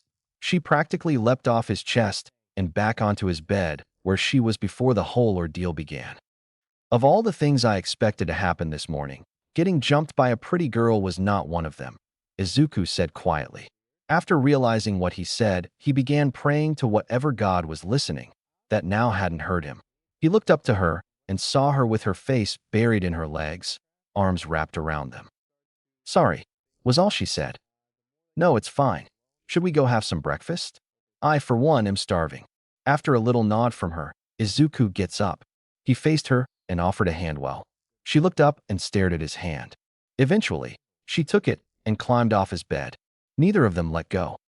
Izuku led her to the dining table, where he got her to take a seat so she could wait for him to use his less than stellar cooking skills to prepare a breakfast meal for the two of them.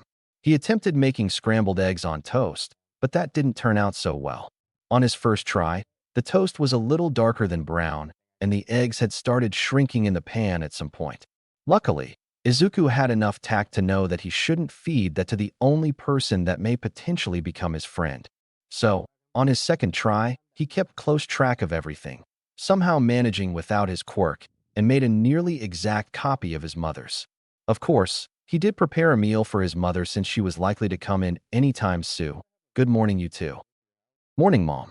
Morning, Ms. Midoriya. Now and Izuku spoke on top of each other, but being the superhuman mother she is, Inko caught both of what they said. I said to call me Inko, dear.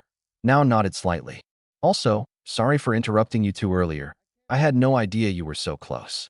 She was smirking. MOMIT wasn't like that. Izuku yelled in indignation as Now's face went supernova at Inko's words. He sighed. Here's breakfast, Mom. He gestured to a plate a little off to the side. He grabbed the remaining 2 plates and walked to the dining table and handed the good one to Nao. She said a quiet, "Thank you," as Izuku placed it in front of her.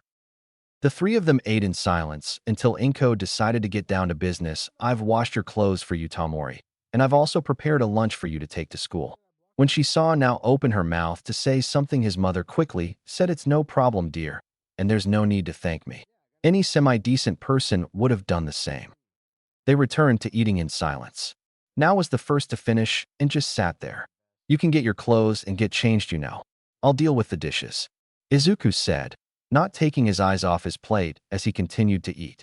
She didn't say anything, only got up from her seat and walked away, which left Izuku and his mom alone to talk. He was wholly regretting what he said. "So," the woman began, "it's nothing like that. She apologized for getting me in trouble, and she was already here, so I offered dinner and a place to stay. We never talked before yesterday." Izuku quickly shut her down. "Is that so? I hope you can at least be friends then. She is cute though. I wouldn't mind her being my daughter in MOM." Meanwhile, Nao had heard everything they had said and was having a very hard time focusing on getting changed, especially since she realized she was wearing Izuku's clothes. The two of them stepped out the front door successively, Izuku first then Nao. They wordlessly started their way to school, now trailing a couple of steps behind Izuku. The atmosphere surrounding them was almost palpable, not helped by the fact neither of them attempted to say anything to the other. Izuku had decided he had had enough, so, "Are we friends now, or like what?" That had seemed to actually have caught Nao off guard, shown by the fact she stopped walking. I guess. I mean, if you want to be. I don't see why not. You're a cool person, you know. Plus, only having your mom and your trainer to talk to is pretty lonely." Izuku had stopped to wait for her as he talked. He looked her way all the while. She had a shocked look on her face for a minute before she got her bearings and spoke back, "I can get pretty rude when I get familiar with people. I guess what I'm saying is let me know, then I'll stop talking." Nice. That opens up a lot of opportunities for banter. Plus, I can be an idiot sometimes, so you can play the straight man. Or would it be straight woman? Bah, doesn't matter. He looked at her with a small smile on his face.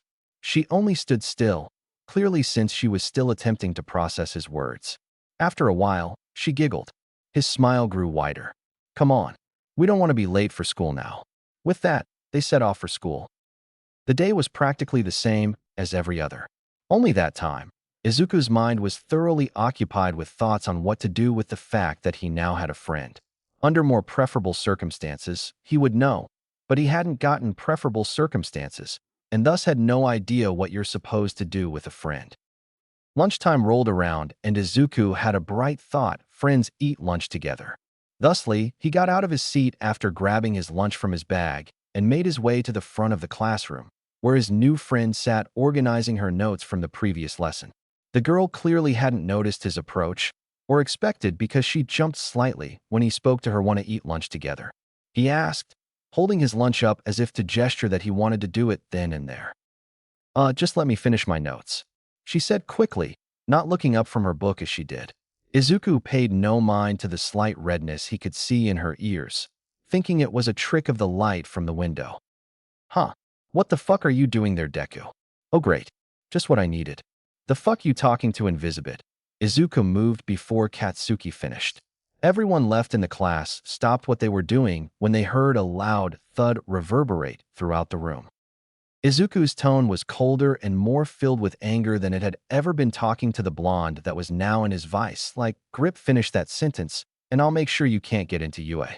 The ash-blonde boy was frozen in shock, but only for a brief moment before anger flared up inside him at the brunette's words.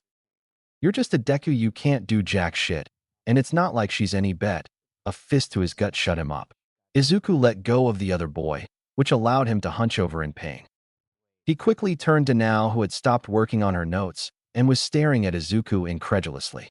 She opened and closed her mouth several times to try and formulate something to say about Izuku's actions.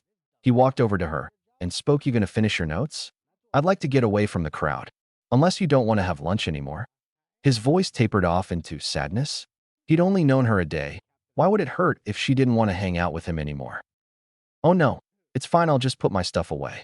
She hurriedly put her stuff back in her desk, then grabbed the lunch oh so generously prepared for her by his mother. They walked out of the still silent classroom. For several seconds after their departure, it remained that way, until someone muttered out a quiet "what the fuck?" They walked through the halls side by side in silence. Neither one wanted to say anything about the events that transpired before their departure from the classroom. "You didn't need to do that," Now said. Her voice had an edge to it that made Izuku feel a small twinge of guilt. "You'd be right, but you're my friend so I had to. What kind of friend would I be if I didn't help you out?" Izuku quipped, hoping that would help her change her mind. She didn't say anything. The two of them continued walking, no real destination in mind. Eventually, they found themselves in a secluded spot behind the main building. It just so happened to have a set of stairs they could sit on. So they took their seats and dug into their respective lunches. Now was the first to finish, which prompted Izuku to think, "Man, she has one hell of an appetite. And I thought I ate a lot." "So how fast can you run? You said you can go at the speed of sound, but what's your limit?"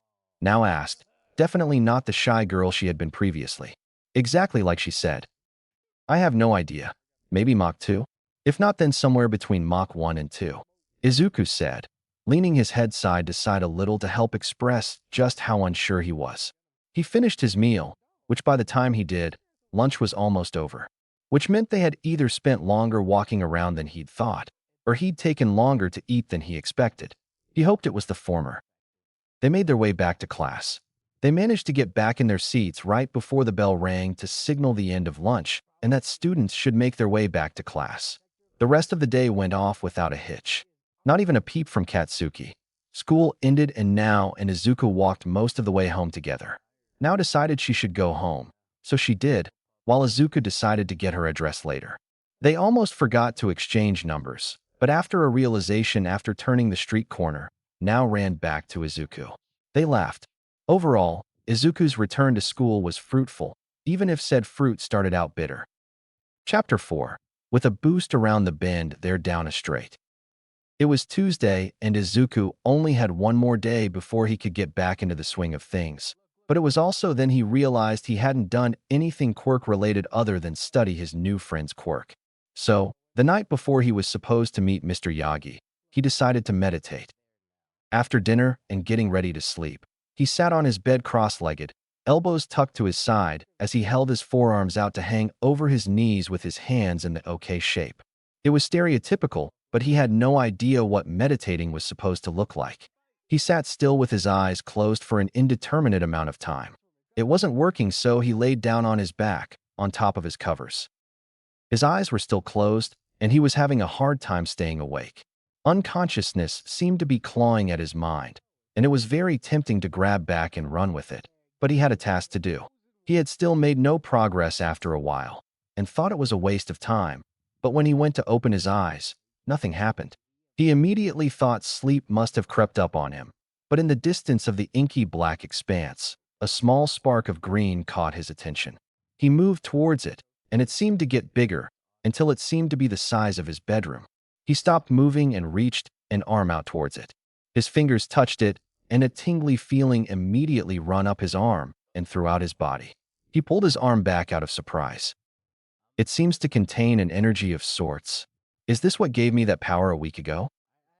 Following that line of thought, Izuku realized that if it was a container of energy, how the fuck was anyone supposed to get anything out of it? It was after that thought he realized he was technically in a dreamscape, so he remodeled the simple box into a container with a faucet attached to the bottom. It looked like a supersized juice container one would see the teachers put out on school trips. Izuku walked up to the faucet and tried opening it. He used every last bit of strength he had, but it wouldn't budge. Falling back on the dreamscape he was in, he attempted to open it again, but to no avail. Maybe it only opened a little when that villain almost killed Mr. Yagi. That was still a huge power-up, though.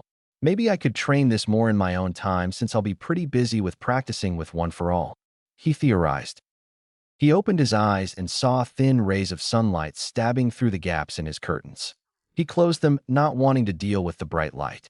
Not being late for school, though, is a powerful motivator, though, because the moment he did, his mother called, "Izuku, you need to get up soon, or you're going to be late for school." He was out of bed, and getting into his uniform faster than you could say supercalifragilisticexpialidocious. He managed to make it to school on time. Izuku messaged Mr. Yagi, well, All Might now, that they could meet up at the beach that afternoon since he no longer had to rest, even if he had used his quirk on accident a couple of times. So he eagerly went through the day, which earned him more than a handful of snide comments from his friend. He didn't mind, though. He knew he could be a bit on the excitable side. Only thing was, his friend thought he was excited to use his quirk again, which wasn't completely wrong, but it wasn't entirely right. The struggle came that afternoon, when he had to tell Now he couldn't go home with her. Why not? You getting shy all of a sudden? She said smugly, putting a hand in front of her face to stifle fake laughter that was never there.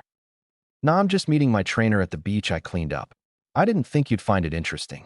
You can still come over for dinner, though. I can even pick you up now. Literally. He played it off, hoping he sounded as calm as he thought he did. She sounded suspicious. Even though they'd been friends barely a week, she could already get a good read on him. Didn't help that Izuku may as well have had his heart on his sleeve. All right, it'd be cool to experience super speed. Probably, she said after a few minutes of deliberation. They walked another block before Now made a realization and stopped moving weight. You cleaned up the beach? Oh shit. He immediately started rubbing the back of his head out of embarrassment as a blush formed and grew on his cheeks. Yeah, I did.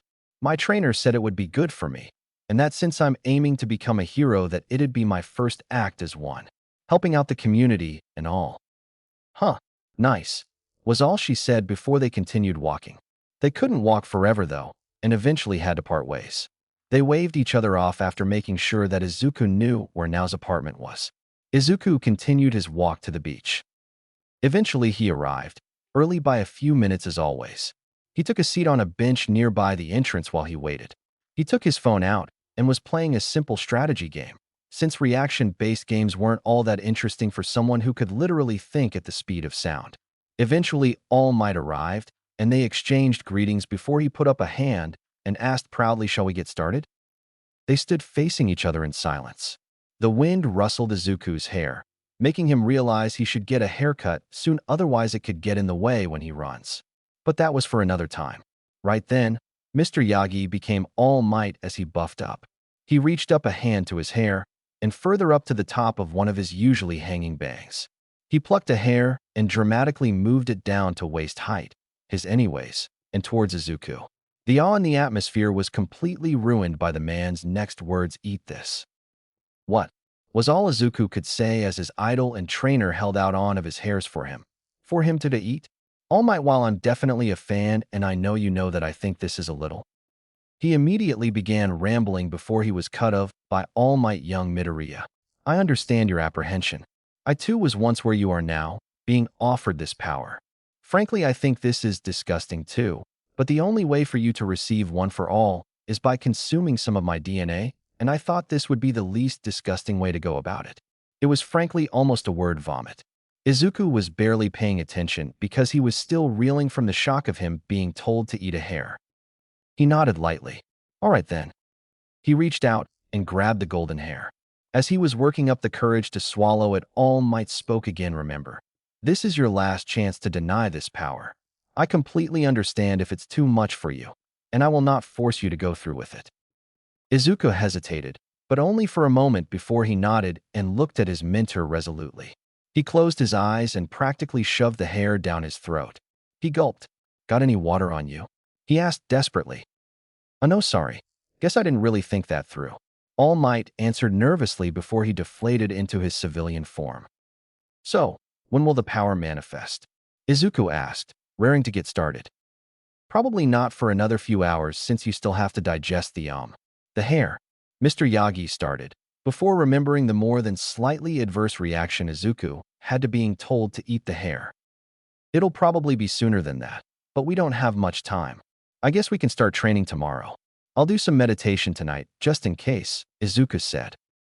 Have you let your mother know that you came to the beach to speak with me? Mr. Yagi asked. I'll do that now, Izuku exclaimed as he grabbed his phone and navigated his way to his mother's contact. After some back and forth between the two Midoriyas for a few minutes, Izuku pocketed his phone and looked at Mr. Yagi before he said, My mom said that she hasn't met you under good circumstances yet, so she's invited you to dinner. Only if you want to, though. Izuku quickly added the last part on. Mr. Yagi seemed to think about it for a few seconds before a smile came across his gaunt features, and he said, "I'd love to." And with that, the two of them made their way back to Izuku's house. By the time Izuku had arrived home with Mr. Yagi, his mother was home and had already started on dinner. He led Mr. Yagi to the living room before he went to his room to get changed into clothes he could run in comfortably. He said his goodbyes to the two adults and ran to Nao's apartment to pick her up. He arrived a few seconds later and knocked on her door. He heard footsteps for a few seconds before the lock on the door started shaking and rattling. The hinges creaked a little as the door opened a crack before a big blue eye peeked through it. "Give me a minute," was all Izuku heard before the door closed. "Patience. It's not that she's slow, it's just that you're fast." Eventually, the door opened again to reveal Nao wearing a pink shirt underneath a light pink sweater with a sort of frilly white skirt with a similar length to her school one. Izuku was shell-shocked. "What?" Nao sounded irritated. "I just didn't expect you to wear something so stereotypically girly." That earned him a punch to the face. "Shut up now, are you going to take me to your place, or—" Her stomach interrupted her with a loud rumbling. "Just take me to your place already," she said, with a bright red blush of embarrassment on her face as she looked down to the ground.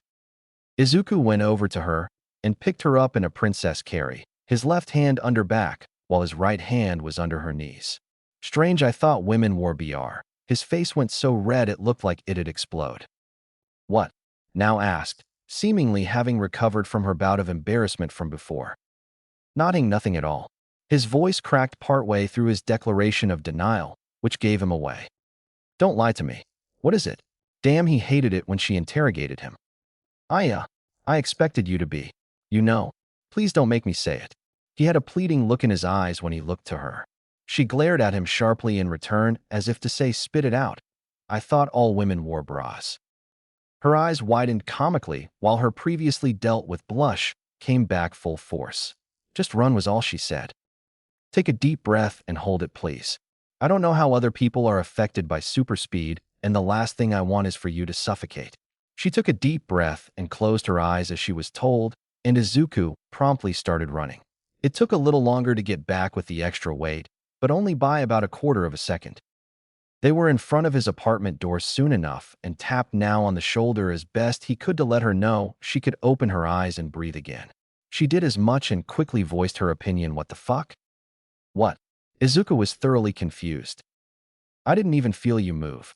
1 second we're in front of my door, then a small shake, and a few seconds later we're at your place. I don't even feel sick. That's interesting. Might need to test that more." "Well, it's a good thing you're not sick, right?" "I think it's fine. Let's head inside." Izuku gestured to the door, which he remembered leaving unlocked.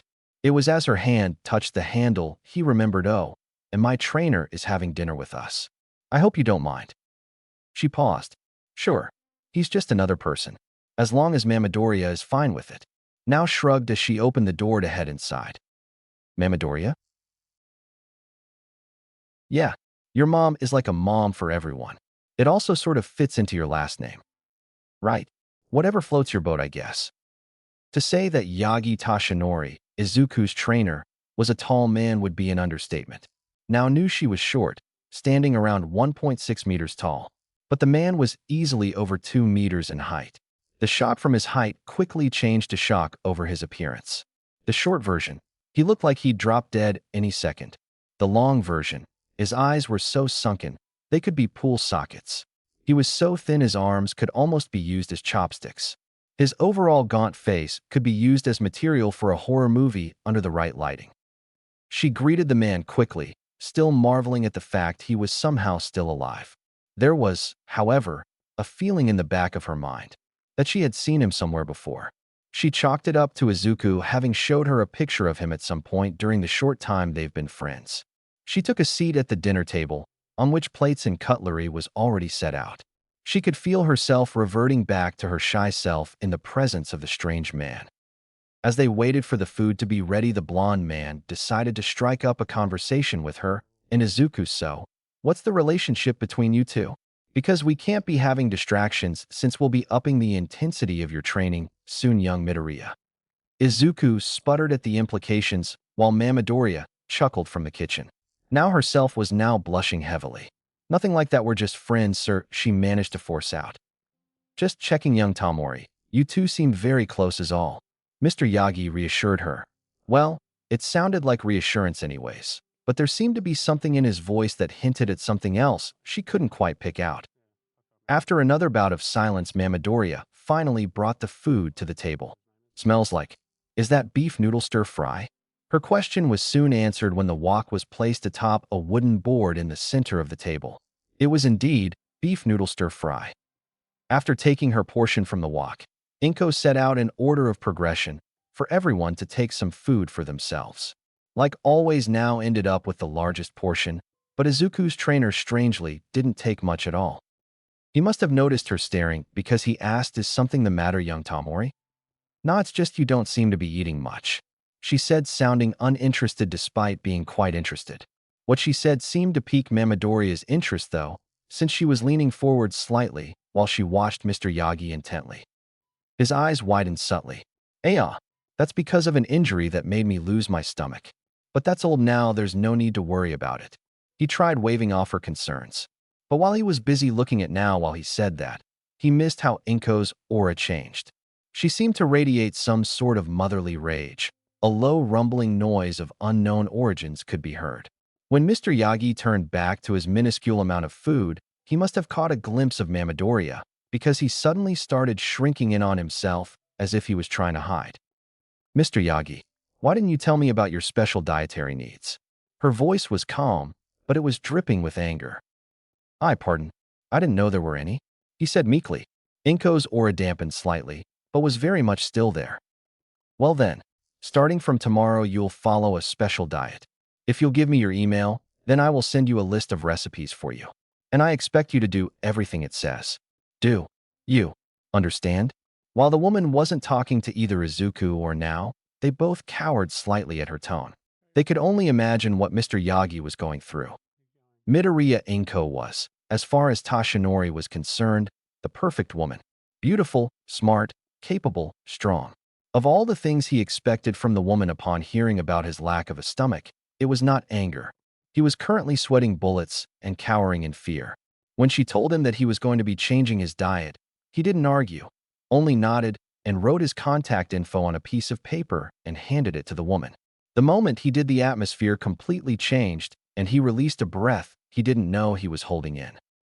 "I look forward to what you have in store for me, Mrs. Midoriya," Tashinori said shakily. "Good, and please, call me Inko." She smiled. They finished dinner in silence. He was secretly amazed that young Tamori ate more than Midoriya. He had no idea where it went. Once dinner was finished, Tashinori was on his way home, but not before he said his farewells to Inko and young Midoriya and his friend, who was given a lift home by Midoriya. Overall, he had had a good night. Like he had said he would, Izuku meditated. He found himself in the same void, but instead of one pinprick of green in the distance, there were two. Only, one seemed to keep moving around while the other seemed to fluctuate in size. Izuku approached them. He got closer and saw the same green box of energy he had seen the previous night. Not too far away was something similar, though it looked far more volatile and was constantly changing colors. He reached out to touch the new one, and it moved towards him as well, but right before they made contact, an invisible wall appeared. Upon closer inspection, Izuku could see the odd-minute spark. He looked to the original energy source and realized it had actually shrunk ever so slightly. Is One for All trying to merge with it, but it won't let it? Actually, I think it's more important to come up with a name for the damn thing first. Shit, nothing comes to mind. Maybe later. He tried reaching out to the first source, and there was no obstruction from anywhere. He completely squashed his body against it. He had no idea if it would do anything, but at that point, anything was worth a shot. Even dancing and singing. He continued to hug the big green power source for what felt like forever, until he started sinking into it. Surprised, he jumped back away from it and saw an imprint of himself in it. Said imprint slowly got filled, which was kind of unnerving, but there wasn't really anything he could do about it other than look away, which he did. He turned back to what he presumed was one for all. He reached out for it again and wasn't met with an invisible barrier like he expected. He made contact with it, and sparks began to come off his body, which was similar to what happened when he used the first source, only instead of being around him, it was on him. The feeling he got from One for All was different too. The first source felt energizing, powerful, while One for All felt inspiring and determined. Does that have something to do with the fact that it's passed on from person to person, or he stopped when he heard a voice? It was familiar yet not. His shock from the unexpected event was so strong he woke up. Again, it was already morning, though he wasn't almost late for school. He got ready for school and had breakfast before he made his way to Nao's house so they could walk to school together. On the way, he messaged Mr. Yagi. Mr. Yagi. You. So I meditated last night. Mr. Yagi. How did it go, young Midoriya? You. Well, you remember when that villain attacked us and there was that weird lightning around me? Mr. Yagi. Yes. What does that have to do with your meditation? You. Turns out that it's some sort of power source, like One for All. Only thing is, when I meditated last night, One for All looked like it was trying to merge with it, but it didn't let it. And when I tried touching One for All, the power source stopped me. You. Oh, and right before I woke up, I heard a voice from One for All. Mr. Yagi. What did it say? You. I don't know. I could barely hear it. I only know it came from Ofa because I was closer to it than the power source when I heard it. Mr. Yagi. Strange. We should talk about it more this afternoon. You. Actually, I was wondering if maybe we could start the training this weekend. I would like to meditate more to try and figure it out myself, if that's no problem. Mr. Yagi. I see no problems with that, young Midoriya. I'll see you at the beach Saturday morning, then meet me there early, so that no one else is around. You. Thank you, sir. I'll see you then. In the nights he spent meditating leading up to the weekend, Izuku made absolutely zero progress with his quirk and One for All. Luckily, his mother knew that he was going to train with Mr. Yagi early in the morning, so she didn't leave her room when he left the house at the ungodly hour of 4 a.m. As Izuku arrived approximately 30 minutes later, since he didn't run there, he saw that Mr. Yagi was already there and waiting for him.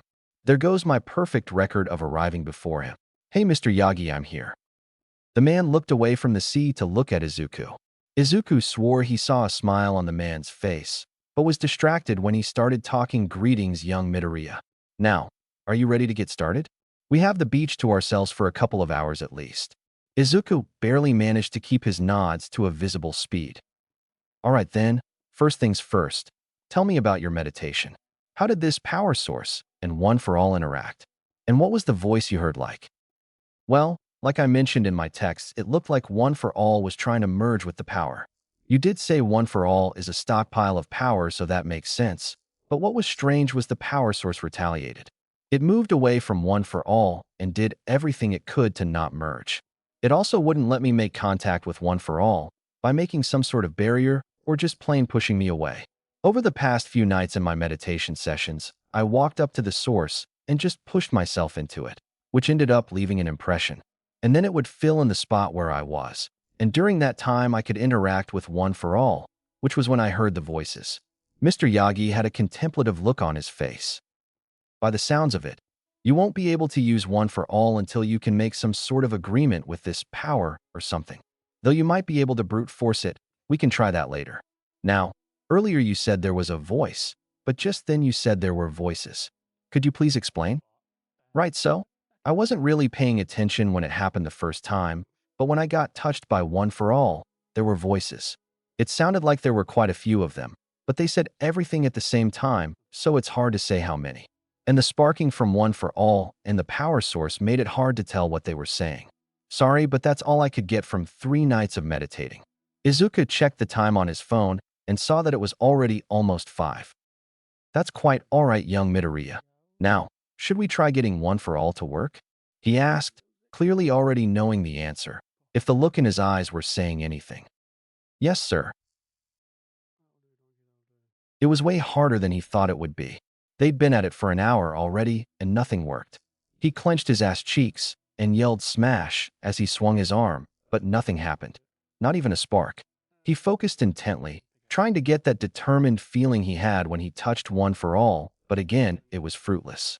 He even tried meditating, which was almost successful after he did the thing he normally does, but the moment he opened his eyes, it went away.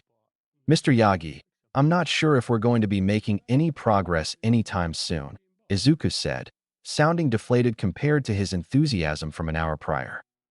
Don't worry, young Midoriya, I'm sure you'll get it eventually. Mr. Yagi sounded jovial, but there was an edge to his tone that betrayed how disheartened he was by the lack of progress. I think I may need to focus on meditation for a while. I'll let you know when I think I've made a breakthrough, Izuku suggested before he let out a deep sigh.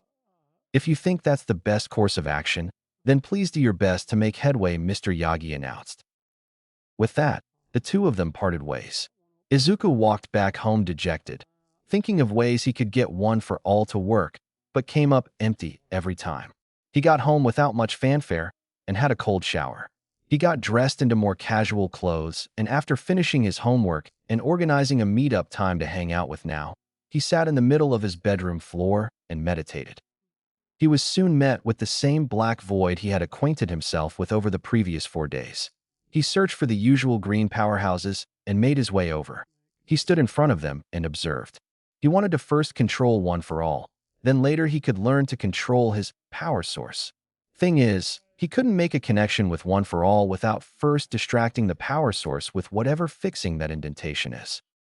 It was as he was about to touch the power source that he realized One for All was more tame than it had been earlier that morning and every other time he had meditated. Curious, he instead walked over to it and reached out a hand. One for All sent small sparks of energy like usual towards him, but instead of getting blocked, they made contact with his skin. The usual feeling of determination was there, but it felt more concentrated, like it was being properly focused and controlled. Izuku opened his eyes and saw red veins across his exposed skin, which reached underneath his clothing. At the same time, there were small erratic sparks dancing along his body.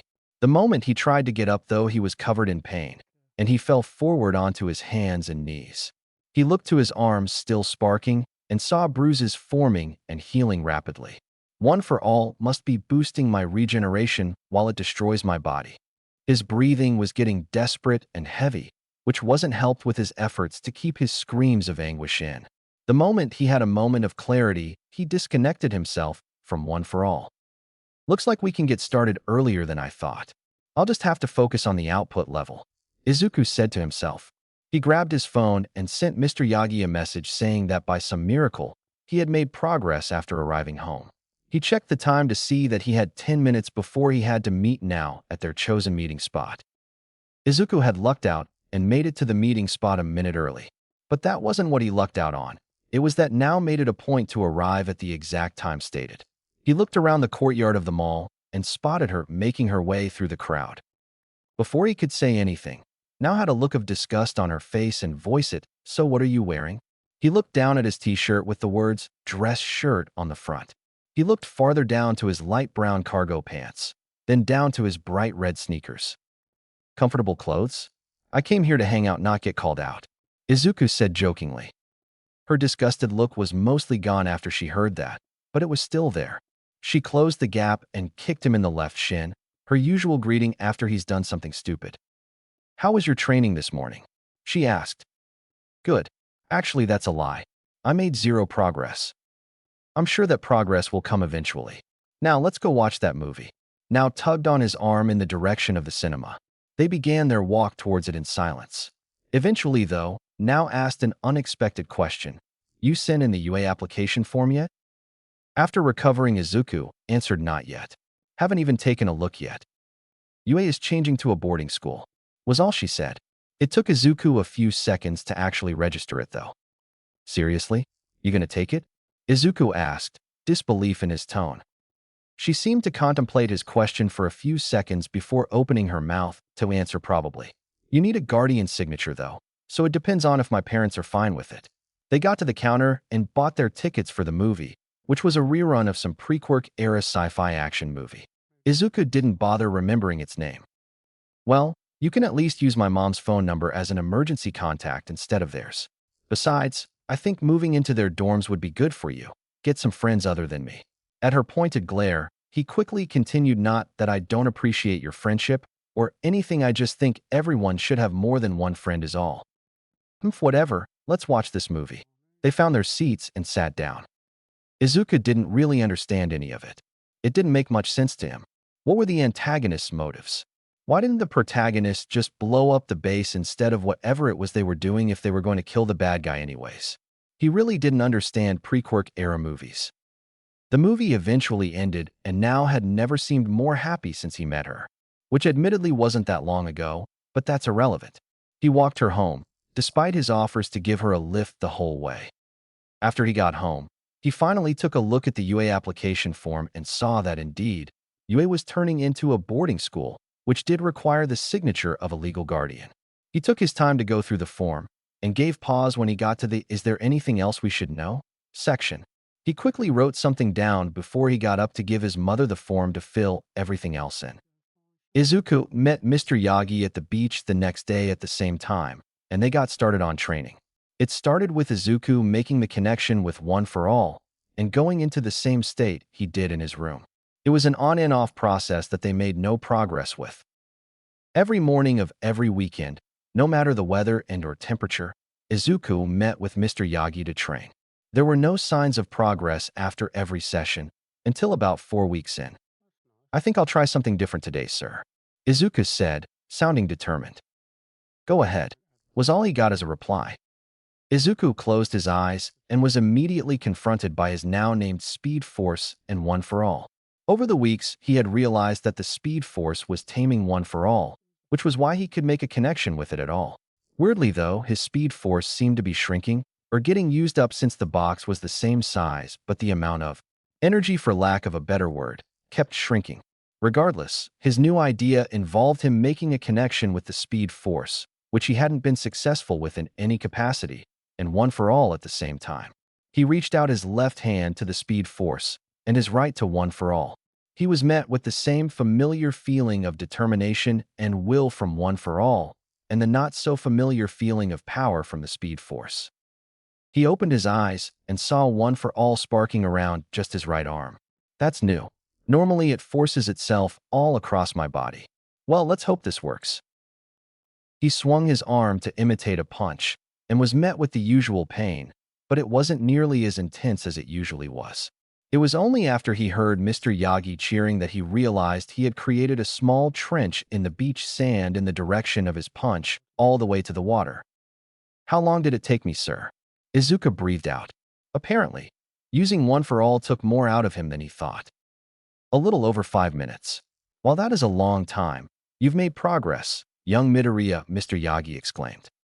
And like that, Izuku had been training to use One for All without his quirk for another month. He had managed to get the charge-up time down to about 3 seconds, but he could still only focus it on one limb. He always used too much power otherwise. Power his body wasn't used to. Mr. Yagi surmised that he had access to around 10% of One for All, and that if he could use it in his whole body, he might be able to push that up naturally. But it was a shocker to Izuku when he felt something push on his hair. On instinct, Izuku went super speed, and the world slowed down. He moved forward a little before he turned around to see a yellow. "Is that a boot? Why is there a hole in it?" Izuku stepped to the side and let the owner of the boot continue on his way. Said owner exclaimed as he landed in the sand. Mr. Yagi froze before he started shaking. He looked like he had the fear of God in his eyes. "Gran Torino, well, what are you doing here?" he asked shakily. The boot owner, now known as Gran Torino, stood up and dusted himself off. "I came to knock some sense into your successor. After that letter you sent me, I had my doubts about your teaching ability, Toshi." Izuku's eyes widened when he heard that. Gran Torino knew about One for All? Kid stopped muttering. "It's creepy." "Sorry," he said meekly. "So, did you use One for All to do that?" Gran Torino asked. "Oh no, that was my quirk, sir. Without One for All, I can travel speeds from Mach 1 to Mach 2 and can process information just as fast. I'm not exactly sure how fast I can go, but I'd like to find out. I have a few other abilities, but my quirk is centered around my speed." Izuku saw Gran Torino look impressed, but it didn't last long as he quickly went back into his grumpy old man persona and asked, "And where are you at with One for All?" Mr. Yagi said he thinks I can use about 10% of one for all right now. To prove his point, Izuku powered up his right arm for a few seconds before releasing it. Mr. Yagi had a betrayed look on his face, as if mentioning him to Gran Torino would be his end. Gran Torino glared at Mr. Yagi for a few seconds before it was Izuku's turn to get glared at. Izuku could barely keep himself from quaking underneath the man's gaze. And why, pray tell, are you using one for all so poorly? What do you mean? Do you need me to spell it out for you? Why are you only using it in one limb? And that charge-up time you're not using your head, you numbskull. Izuku officially listed the man as terrifying, right beneath his mother when she was mad. I can't use it on my whole body. Last time I tried, my body couldn't handle it. And how am I supposed to change the charge-up time? It won't get any shorter than it already is. Tashinori said you were smart. Prove to me he was right, was all Gran said back before he shot over to the nearest bench and sat down to watch. Izuku stared at him in the hopes to get something more out of the old man. And after several minutes, he finally got something. Do you think All Might is All Might all the time or something? Cost, that's so helpful. Damn, old man, what do you mean? Do you think All Might is All Mig? Oh, alright then. Izuku closed his eyes and focused. He connected with One for All, and the familiar sound of sparking met his ears. He opened his eyes to see his arm the same as always when he used One for All. He fired off a punch, but instead of releasing his it like normal, he kept a hold of One for All. It was stable. How did I not think of this earlier? He said quietly. Now all you need to do is use a few more brain cells and get that going on the rest of you, Gran said to him, but there was no bite to his words. Yes, sir, Izuku said, more determined than he'd ever been since he got One for All. Izuku got back to work, but made no progress for the rest of the day. They were busy doing their homework after school when Izuku spoke up. How are you feeling about U.A? Kind of nervous, but at least I don't have to do some crazy practical exam. Now answered simply. The room was filled with silence again. How's your training going? He always seems tired afterwards, but there's definitely more to it. Slow, but I think by the time the practical exam comes around I should be good. Izuku answered, not looking up from his work which he should have already finished, but per some agreement they made he kept pace with her. Cool. I've been meaning to ask, by the way. When are you going to get new clothes? She finally looked up from her work and saw him dressed casually, wearing cargo pants and another tacky shirt which he seemed to have an infinite supply of. I don't mind the eye candy, and I'm sure the other girls don't either, but there's no way that those are comfortable. At first glance his clothes were fine, but upon closer inspection one could see his well-developed muscles through his shirt. His shorts became tight short shorts after his growth spurt. He stopped working and leaned back in his seat a little. He looked down at his clothes. You're right. I probably should get some new clothes soon. Want to go shopping this weekend? I also need a new haircut. And since I'm dragging you along, you can pick it out. No, you can't get rid of that fluffy hair. Her indignation must have shown on her face because he immediately asked, is that not good enough? Do I need to let you pick out my clothes too? And oh, why are you getting a haircut? No matter who you ask, anyone and everyone will tell you to leave your hair alone. What? Why? He looked genuinely confused. The fool. Your hair is soft, that's why if you get it cut, then you'll lose one of your best qualities. She hoped the message would get through to him. But alas, his obliviousness knows no bounds. Then I won't get it all cut off? Is that good enough? Why is she so angry? She sighed. Fine. I guess that'll work. Just help me with this problem. And with that out of the way, the two of them went back to their homework, the air slightly tense. It took a while, but eventually, Izuku got One for All to work on his whole body without killing him. Mr. Yagi estimated he could use around 15% of One for All like that, compared to the 10% he could use on a single part of his body. Izuku didn't know how One for All affected him exactly, but he knew that it enhanced him. He also finally got some new clothes that actually fit him. He almost got away with getting his usual shirts, but now caught him every time, due to her using her quirk to help keep an eye on him whenever he disappeared. Though, Izuku noticed that people gave the two of them weird looks every so often. At some point, he actually did some testing with what now told him about what it felt like when he ran with her in his arms or on his back. He started with a glass of water and moved around at super speeds and noted that it acted as though he were moving at normal speeds.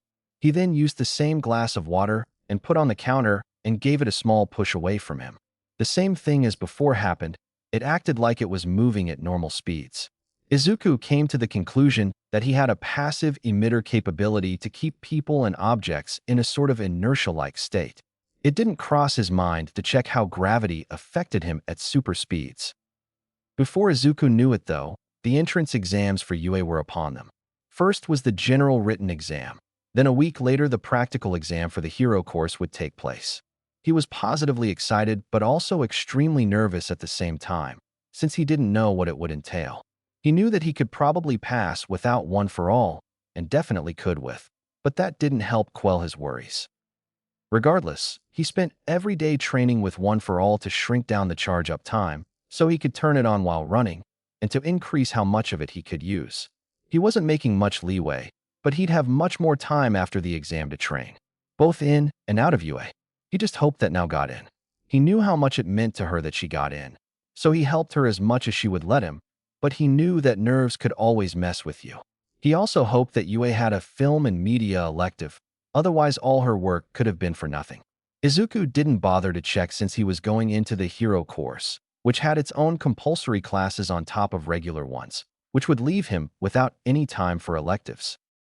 He just hoped nothing would go wrong. Chapter 5. It looks like they're only getting faster from here, folks. The written exam was a breeze for Izuku. He made sure not to use his quirk when answering any questions, since it was against the rules and it would be obvious. He did, however, use his quirk when he was solving, since there was likely no easy way for them to monitor students using quirk that affected processing speed and/or power. He had already studied extensively, so he was confident, but the nervousness still laid at the back of his mind, chewing at him, until he got in the exam anyways. He took his seat, and once they were given the go-ahead to start, he took a look at each paper and had to hold in a huff of air at the simplicity of each question. But that was a week ago. Now, Izuku was walking through the gates of UA again to take the practical exam for the hero course.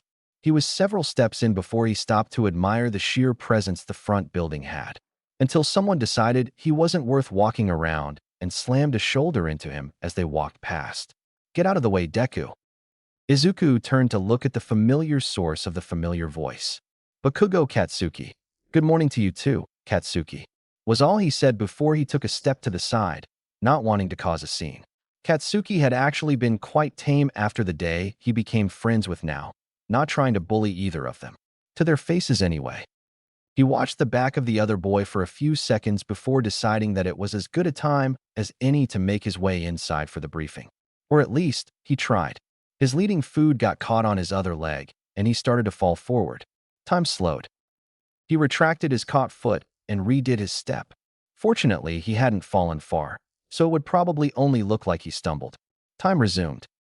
Did that come from behind me? Izuku chanced to look behind him and saw a short girl, a little shorter than Now.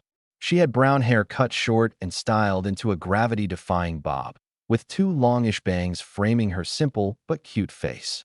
She had beautiful brown eyes, and on each cheek was a small pink blush, which looked permanent. She had a hand extended in his direction slightly, as if she was going to grab him or something. "Is something the matter?" he asked as he turned to face her fully. "Ah, no. It just looked like you were going to fall, but then you didn't." Was she watching me? "I see. Well, I'm fine, thank you. I think we should head into the hall, though, don't you think?" Izuku half-turned and gestured with his right hand towards the UA building. She didn't say anything, instead opting to nod fervently before running ahead of him. What a strange, beautiful girl. I hope she makes it in. The hall was lit up lightly when he walked in. After doing some soul-searching, he found his assigned seat, which unfortunately happened to be next to Katsuki. He took his seat, but not without getting reprimanded angrily for even being there by Katsuki. Soon after, the lights dimmed until they were off, leaving spotlights aiming towards the stage down at the front of the room. There was a dramatic explosion of fog that dissipated quickly and revealed none other than the voice hero, Present Mike, standing in front of a giant screen which displayed the UA logo on a blue background. The man wore black leather pants held up by a red belt, paired with an unviewable shirt which was underneath a black leather jacket with red studded elbow pads. Around his neck looked like a speaker of some kind, and he wore triangular sunglasses with headphones on his head. To complete the look, he styled his long blonde hair curving backwards and upwards, making him seem like a personification of a cockatiel. Welcome to today's live performance. Examinee listeners, everybody say, "Hey, present." Mike sounded excited. To his disappointment, he was met with complete and utter silence. Well, isn't that a refined response? His voice was strained as he tried to stay energetic. "I'm here to give you a rundown of the practical exam. Are you ready?" He asked again, attempting to elicit a response. Not even a cough, sniffle, or sneeze was heard. Meanwhile, Izuku was fanboying as quietly as he could. "Oh my god, it's present Mike. I listen to his radio show every week. It's inspiring. Maybe all the teachers are UA or pro heroes." Izuku's words were heard loud and clear by the person to his right, however, and he received an angry "shut the fuck up, Deku."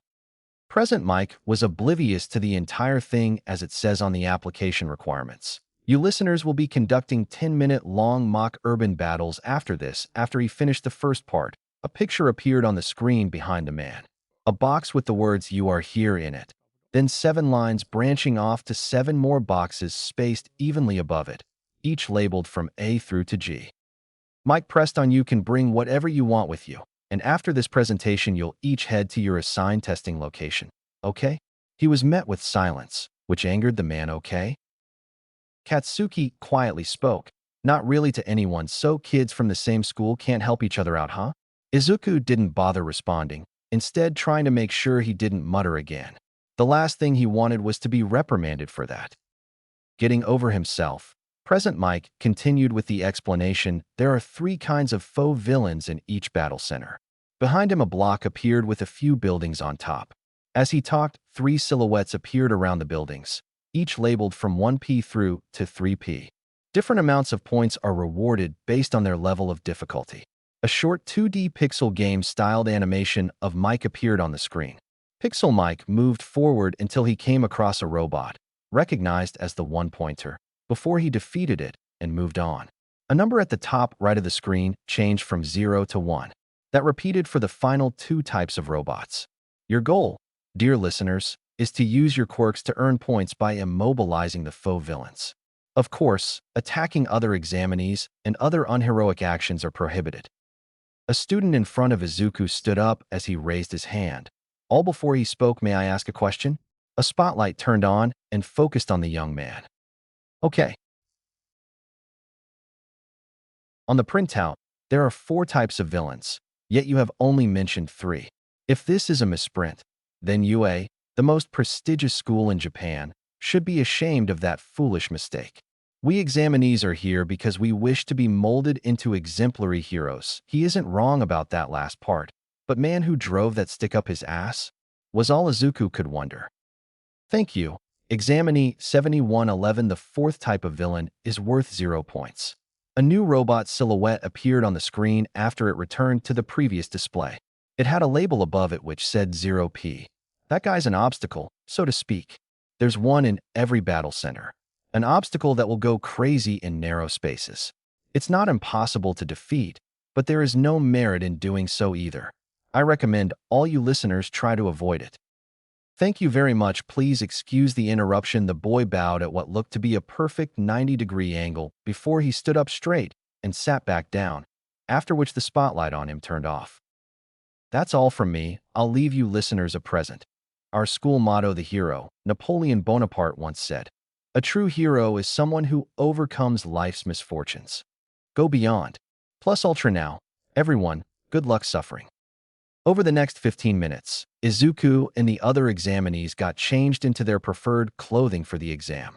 He had no choice but to use his old jumpsuit because he had apparently forgotten to buy himself some new exercise clothes when he went shopping with Now. Once everyone was done, they were on the bus to the battle center in which their exam was to take place. Ida Tinya liked to think that he knew right and wrong in every instance. He liked to think that people would go to him to decide if what they were doing or what they were planning to do was right or not. He was proud of that.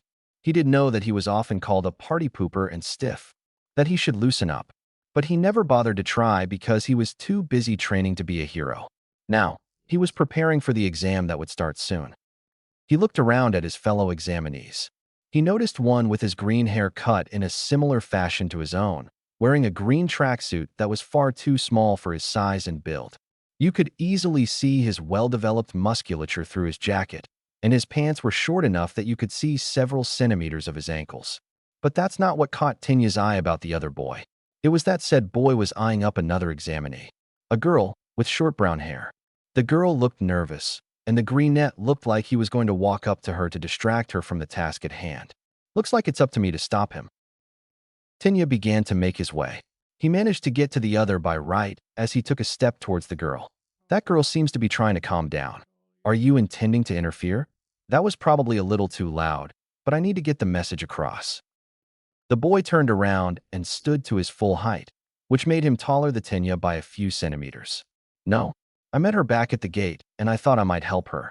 Talking to people can help calm you down, and her meditating doesn't seem to be helping.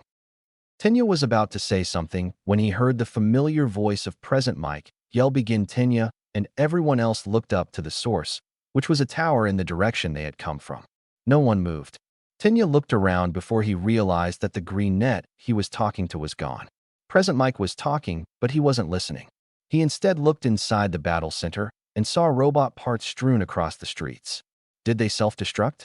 Or did that boy do it? But he can't be that fast, can he? Tinya turned around in time to see the other examinees start running to the battle center. Not wanting to fall behind, he started to run in as well. He was at the back of the group, but he knew that the moment they were inside, everyone would split up and he'd be able to let loose. The moment he heard Present Mike yell begin, he was confused just like everyone else. But he didn't stick around long enough to question it. If he was given the go-ahead, then he'd go. He activated One for All and ran. He still hadn't quite gotten used to the new speed, since with the 15% he had control over, he could tell he could already go more than twice as fast compared to without it. He came across a pair of robots near the entrance that were relatively small. 2 pointers. He ran to the nearest one and tore its head off, which he threw at the second one and embedded it in its body. 4 points. Izuku planned on stopping one. He got 50 points, since that was likely to be around the cutoff. But since there wasn't much else he could do with the spare time, he was going to help out the other examinees. After all, what hero school didn't award people for being heroic? He had to get to that stage first, though. The 1-pointers were pretty weak, compared to the other 2 robots. But they were fast, or they should have been, but they may as well have been standing still for Izuku. He made short work of those, since it was much easier to dismantle them. The only thing that Izuku may have had trouble with was probably the rubber bullets the robots fired. Thing was, the robots had to know he was there to fire, so his speed kept him safe from that. The 2-pointers were tougher, with 4 armored legs, a long tail, and a head atop a long neck. Those ones seemed to be equipped with missile launchers instead of Gatling guns like the 1-pointers, but they were tankier compared to them, so it made sense. If only they posed a challenge. The 3-pointers were a different story altogether. The tankiest of the robots so far, and equipped with missiles and a Gatling gun that shot rubber rounds. The only thing that kept Izuku safe was again his speed, but he could only take apart the 3-pointers without breaking himself due to the power-up from One for All. In the end, they weren't a match for him. By the 6th second of the start of the exam, Izuku had gotten his 50 points. It only took so long because all the robots were spread so far out from each other. He went back to the entrance and saw that the rest of the examinees had only just gotten started on destroying robots. They must have gotten confused and waited for Present Mike. Izuku took his time and ran up one of the smaller buildings so he could watch everyone. Time resumed. There were people with some interesting quirks. One guy had 3 arms to his side, who was scaling a building not too far from Izuku. The guy that was telling him off before the start of the exam had engines his legs, which indicated he had a mobility quirk like Izuku. Though not quite the same. He continued to watch and saw the girl from the entrance touch a robot before it started floating upwards. She put her fingertips together and said something before the robot fell to the earth, destroyed on impact. She can make things float? Or does it have something to do with gravity? If so, then is she removing the effect of gravity, or does it become weightless? Those are all things I'll have to ask her later. There seems to be a lot of powerful students this year, huh? Claimed one teacher, whose head was rather cuboid. Yeah, thou WH. What? Look at Center B immediately. Everyone changed what sight they had showing on their monitors to Battle Center B and saw destruction throughout the center. While that was expected for an exam like that one, it made no sense since the exam had started not even a minute previously. Looks like someone strategically destroyed around 50 points worth of robots. How though, I don't know. A small dog bear rat thing said. Check for telekinesis and teleportation quirks. If there are none, then check for high mobility quirks. He ordered. There was rustling from a few of the staff members for several minutes as they searched through the list of applicants at Site B. I found no applicants with a quirk of the first two types, but there are two with high mobility quirks. Go ahead. The first student is Ida Tenya, Tensei's younger brother? Seems like it. His quirk is engine. It gives him engines in his calves which can be used for increased mobility. And the other? Midoriya Izuku. Quirk super speed. Like Ida, it is a mutant type and grants him immense speed. His top speed is unknown. In his application form, he said we should use high-speed cameras in order to accurately monitor him. I trust that was taken care of, power loader.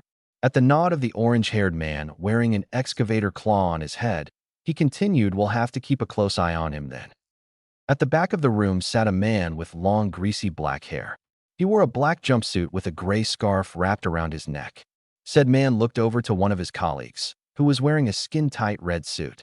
He had tubes coming out of his left shoulder to his arm, which had a thick white vambrace on it. His colleague looked back.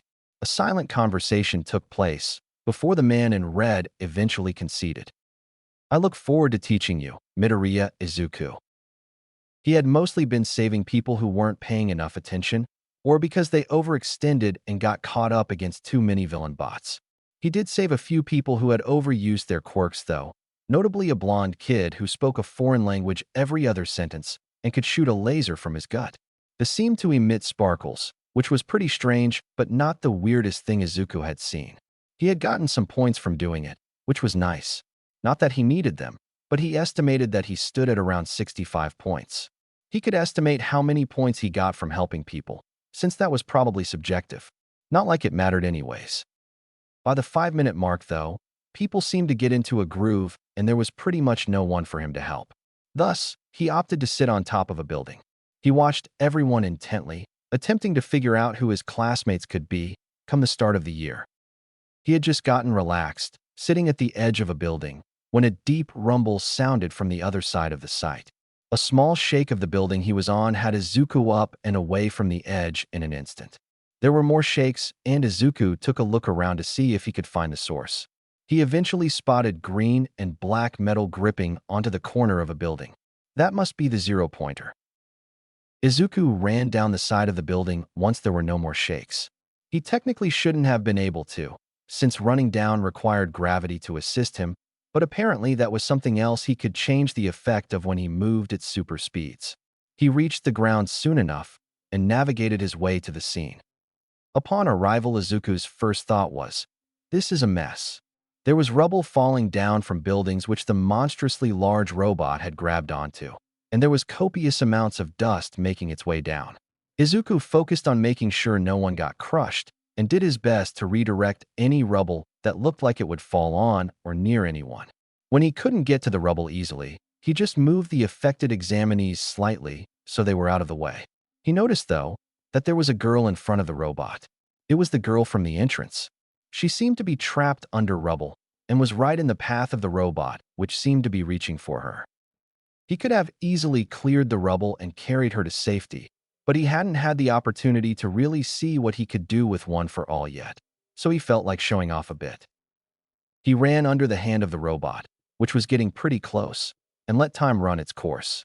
Everything got very loud the moment he did. The girl was groaning with the effort of trying to get free, and the robot, which was now on top of Izuku, had a very loud engine and equally loud hydraulics. This thing is lighter than it looks, though I don't think I can push it off. Can you use your quirk? He asked the girl. She rapidly shook her head. Looks like I'll have to do my best then. He immediately started vibrating his arms and hands as fast as he could in an attempt to upset the robot's balance, or at least push it back a meter so he could punch it in the face without risking the girl.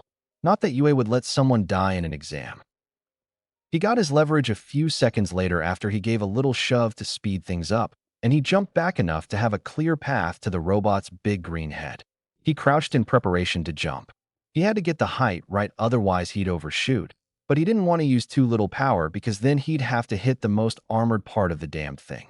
He released one for all and leaped. He was staring at the robot in the face, not even a second later.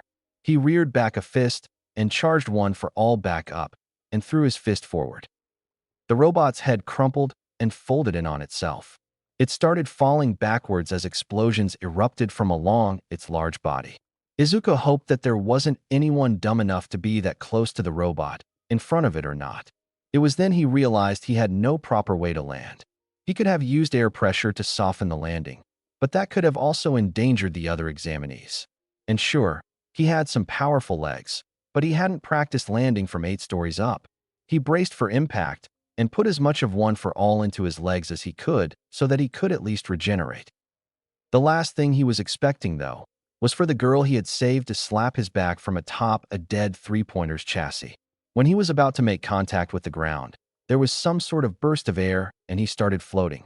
He was unfamiliar with weightlessness, along with the force from the slap had him end up floating upside down. Surprisingly, there was no disruption of blood flow. So that's how her quirk works. I'll need to write this down as soon as I can. He almost landed on his head though when the girl grunted out. Release then promptly turned away to throw up her lunch. He managed to catch himself and was on his feet and next to the girl less than a second later. He comforted her as she got her bearings and rested. Time's up. With those 2 words, the exam was over. Most of the students collapsed and let fatigue overtake them. The girl sighed in relief and Izuku continued to sit with her on the corpse of a robot. Eventually, Recovery Girl arrived to treat anyone she could. Recovery Girl had a few words for him, though. What did you do this time? She walked over to the brunette, and her lips stretched comically to kiss the girl. A pale green light enveloped the girl as his swollen ankle healed. I didn't do anything, I only helped this girl. Izuku defended himself as he gestured to the now tired brunette next to him. And I'm supposed to believe the 0-pointer behind you fell backwards on its own? She stared at him with a glare. Yes? Whatever. It's not like it matters. Just go home so I don't have to see you. Yes, ma'am. What's your name? Izuku turned to the brunette beside him. She smiled and asked again, what's your name? I'd like to at least know the name of the guy that saved me. Oh, my name is Midoriya Izuku. And it's no problem. Uraraka Achiko. Thank you, and nice to meet you, Midoriya. It's all right. I only did the right thing. While the two of them talked, a few meters away stood Ida. He was watching Izuku and was startled when he saw him appear underneath the hand of the 0-pointer to catch, before he threw it back and destroyed it, saving the girl. If this weren't an exam, I'm sure I would have done the same. Wait, speaking of the exam. Izuku was waiting at the gate of UA for Uraraka. He didn't have to, but he offered to walk her home. He was messaging now about dinner when Uraraka finally arrived. Sorry I took so long, I had something to take care of, she said sheepishly. It's no problem. Shall we go? Izuku asked, but was walking before she even replied. She took a few quick steps to catch up and they walked to the station side by side in silence. It wasn't uncomfortable, but it definitely could have been better. After the station came into view, Izuku finally found it appropriate to ask, so what apartment building are you staying at right now? It's just in the middle of Mizuta-fu. You really don't have to walk me there, you know. Uraraka sounded nervous. It's all right. My friend lives in an apartment building there. I was going to pick her up and walk her to my place for dinner. You can join us if you'd like. Then maybe now can have a girlfriend. I wouldn't want to intrude or anything. No, it's fine. Really. Look, I'll ask my mom and then you can decide, all right. At her nod, he took out his phone and told his mother that they'd be having an extra guest. She was ecstatic that Izuku had a new friend and was very happy to accommodate for another person. She said it's fine. You'll come, right? She nodded again.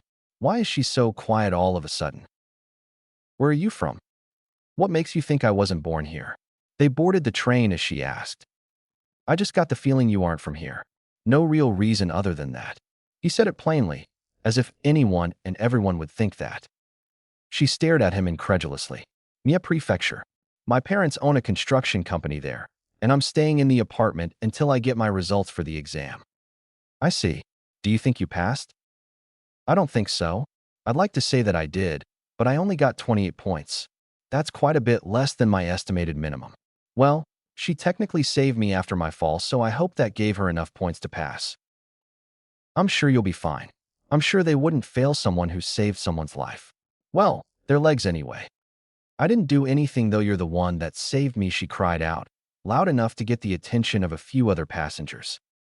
Don't you remember giving me a good slap on the back when I fell? If you hadn't, I'm sure I'd have broken my legs. At least. She opened her mouth to say something, but closed it when nothing came to mind. See, look, here's our stop. Let's go. They got off the train and made their way to the apartment building Izuku knew now lived in. Is this where your friend lives? Uraraka asked after they stopped in front of Nao's door. Yeah, something wrong? Izuku asked as he knocked on the door. No, it's just, I live right there. She turned to her left a little and pointed 3 doors down. That's convenient, then you can go get changed. I'll drop off now in the meantime.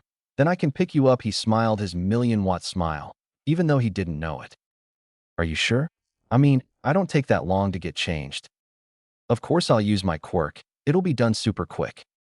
Literally. They turned to the new voice, which belonged to the now familiar face of Nao, which was peeking from a gap in between the now slightly open door and the door frame. There you are now, you ready to go? Yeah, but is this that Uraraka girl you mentioned? She seems soft. It's adorable and disgusting in a way. Uraraka looked hurt.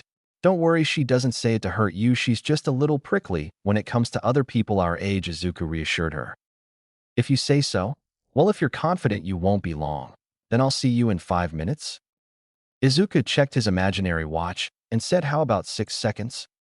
Wait, when did you get faster? Nao asked in disbelief. I didn't train for nothing now. Really? Come on, let's go. Mom's waiting. At that, Nao opened the door fully to reveal her wearing a red shirt with no jacket, a brown skirt, and knee-high boots.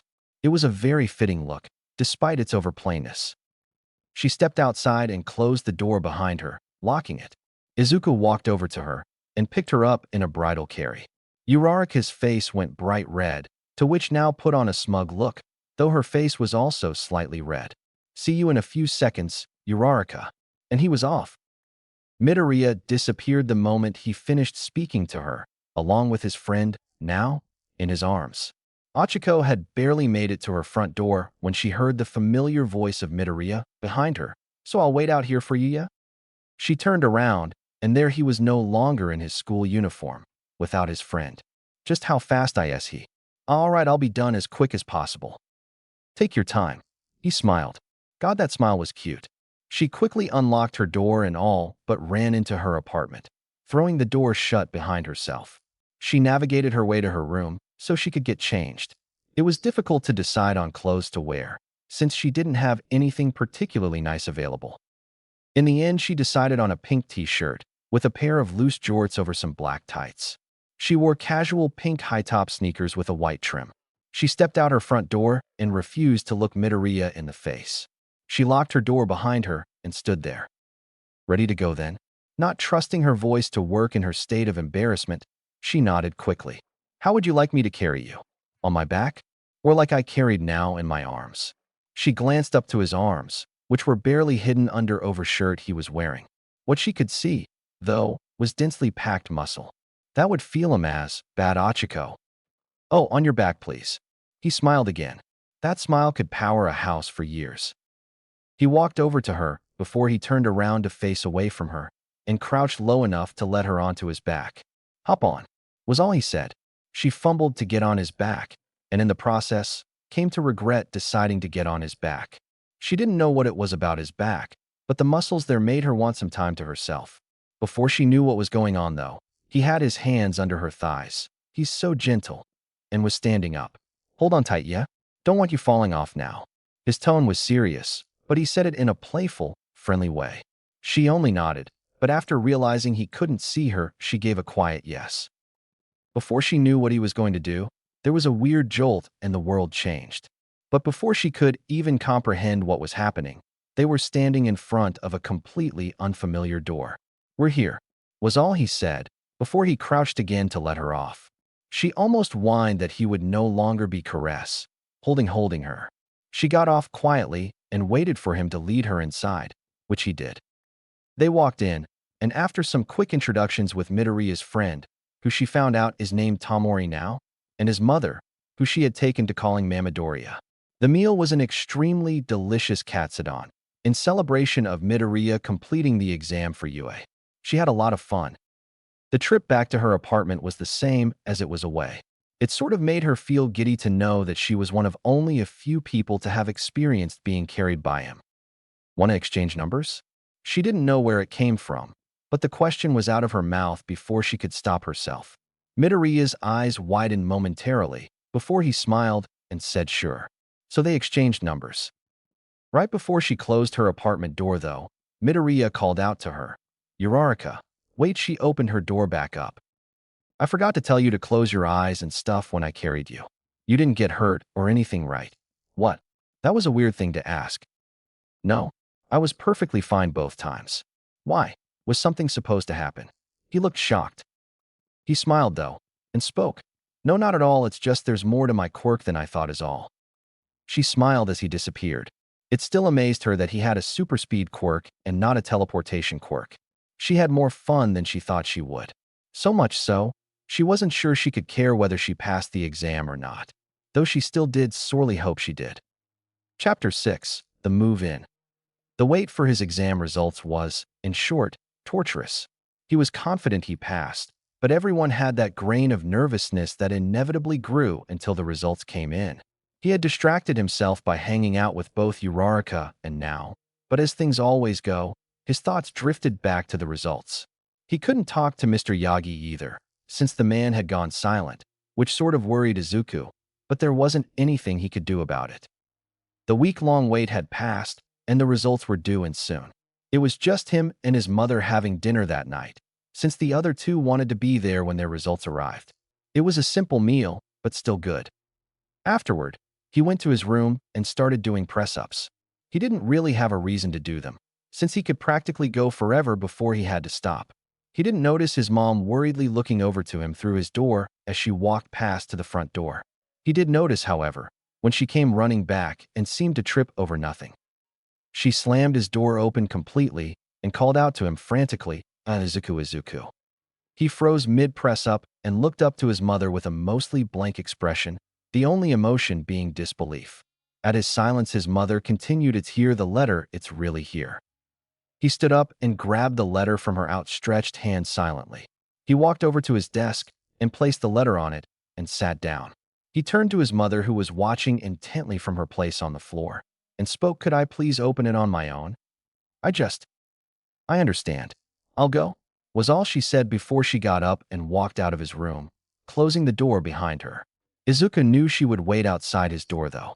He sighed as he turned back to face the culprit of all his nervousness from the past week. Deciding to get it over and done with, he tore the envelope open. A small silver metal disc with two buttons opposite each other on the side fell out. Not wanting to risk damaging the clearly important device, Izuku grabbed it out of the air and placed it down gently. The moment he did, the device came to life and created a projection.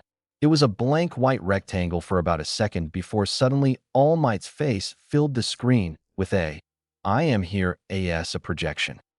"All Might, I thought this was from Yue." Izuku looked down to the envelope and saw a few pieces of paper, but he focused on the seal of the envelope, which was indeed Yue's. He snapped his head back up when he heard All Might continue speaking. "I'm in town for one reason only: to teach at Yue." He paused. A hand appeared from the side and pointed at where Izuku assumed the camera was. There was a bit of back and forth between All Might and the unknown person, mostly about getting on with it. "Anyways, you passed the written exam with flying colors. With a score of 98%, this would be more than enough to admit you into the general education course. However, you applied for the hero course, and thus took the practical. You earned 50 points. Earning you a place at UA." Izuku began tearing up and ignored the leaderboard of what he supposed was probably the top 10 scorers for the exam. "That is not all, though. What? Please watch here." All Might grabbed a remote from somewhere and stepped to the side, which revealed a screen with the UA logo on it. He pressed the only button on the remote. The screen immediately showed Uraraka walking up to what was probably the UA staff room with a worried look on her face. After she got the attention of Present Mike, she started describing Izuku. There was a boy, plain face with freckles. He had curly green hair, and I think his name is Midoriya Izuku. Present Mike looked intrigued, and she continued. I was wondering if maybe I could give him some of my points. Or at least the points he lost because he saved me instead. The video paused. And All Might spoke again. You spurred others to act. The entrance exam was not graded only on villain points after all. All Might filled the screen again. How could a hero course reject people who save others and do the right thing? This means rescue points. Izuku was thoroughly shocked. He had only guessed that they would grant points for helping others. You were a difficult student to grade, you know? It almost looked like a miracle each time an examinee didn't get hurt, but for all the trouble you gave us, it showed us it was worth it for a hero like you. You got 85 points, and for Uraraka Achiko, 45 points. All Might was looking over his shoulder now, all dramatic like. You both pass. He turned around to continue. Come, young Midoriya. This is your Hero Academia. He saw the leaderboard, which looked like this. Rank student villain points, rescue points. 1 Midoriya Izuku, 50-85.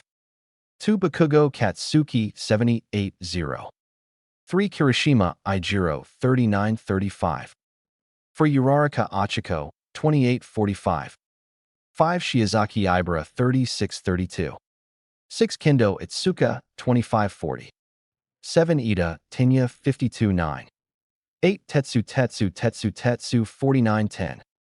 9 Tokoyami Fumikage, 47-10. 10 Owaze Yosetsu, 56. If Izuku was lightly sobbing before, he was now racked with relief and his clothes were drenched in tears.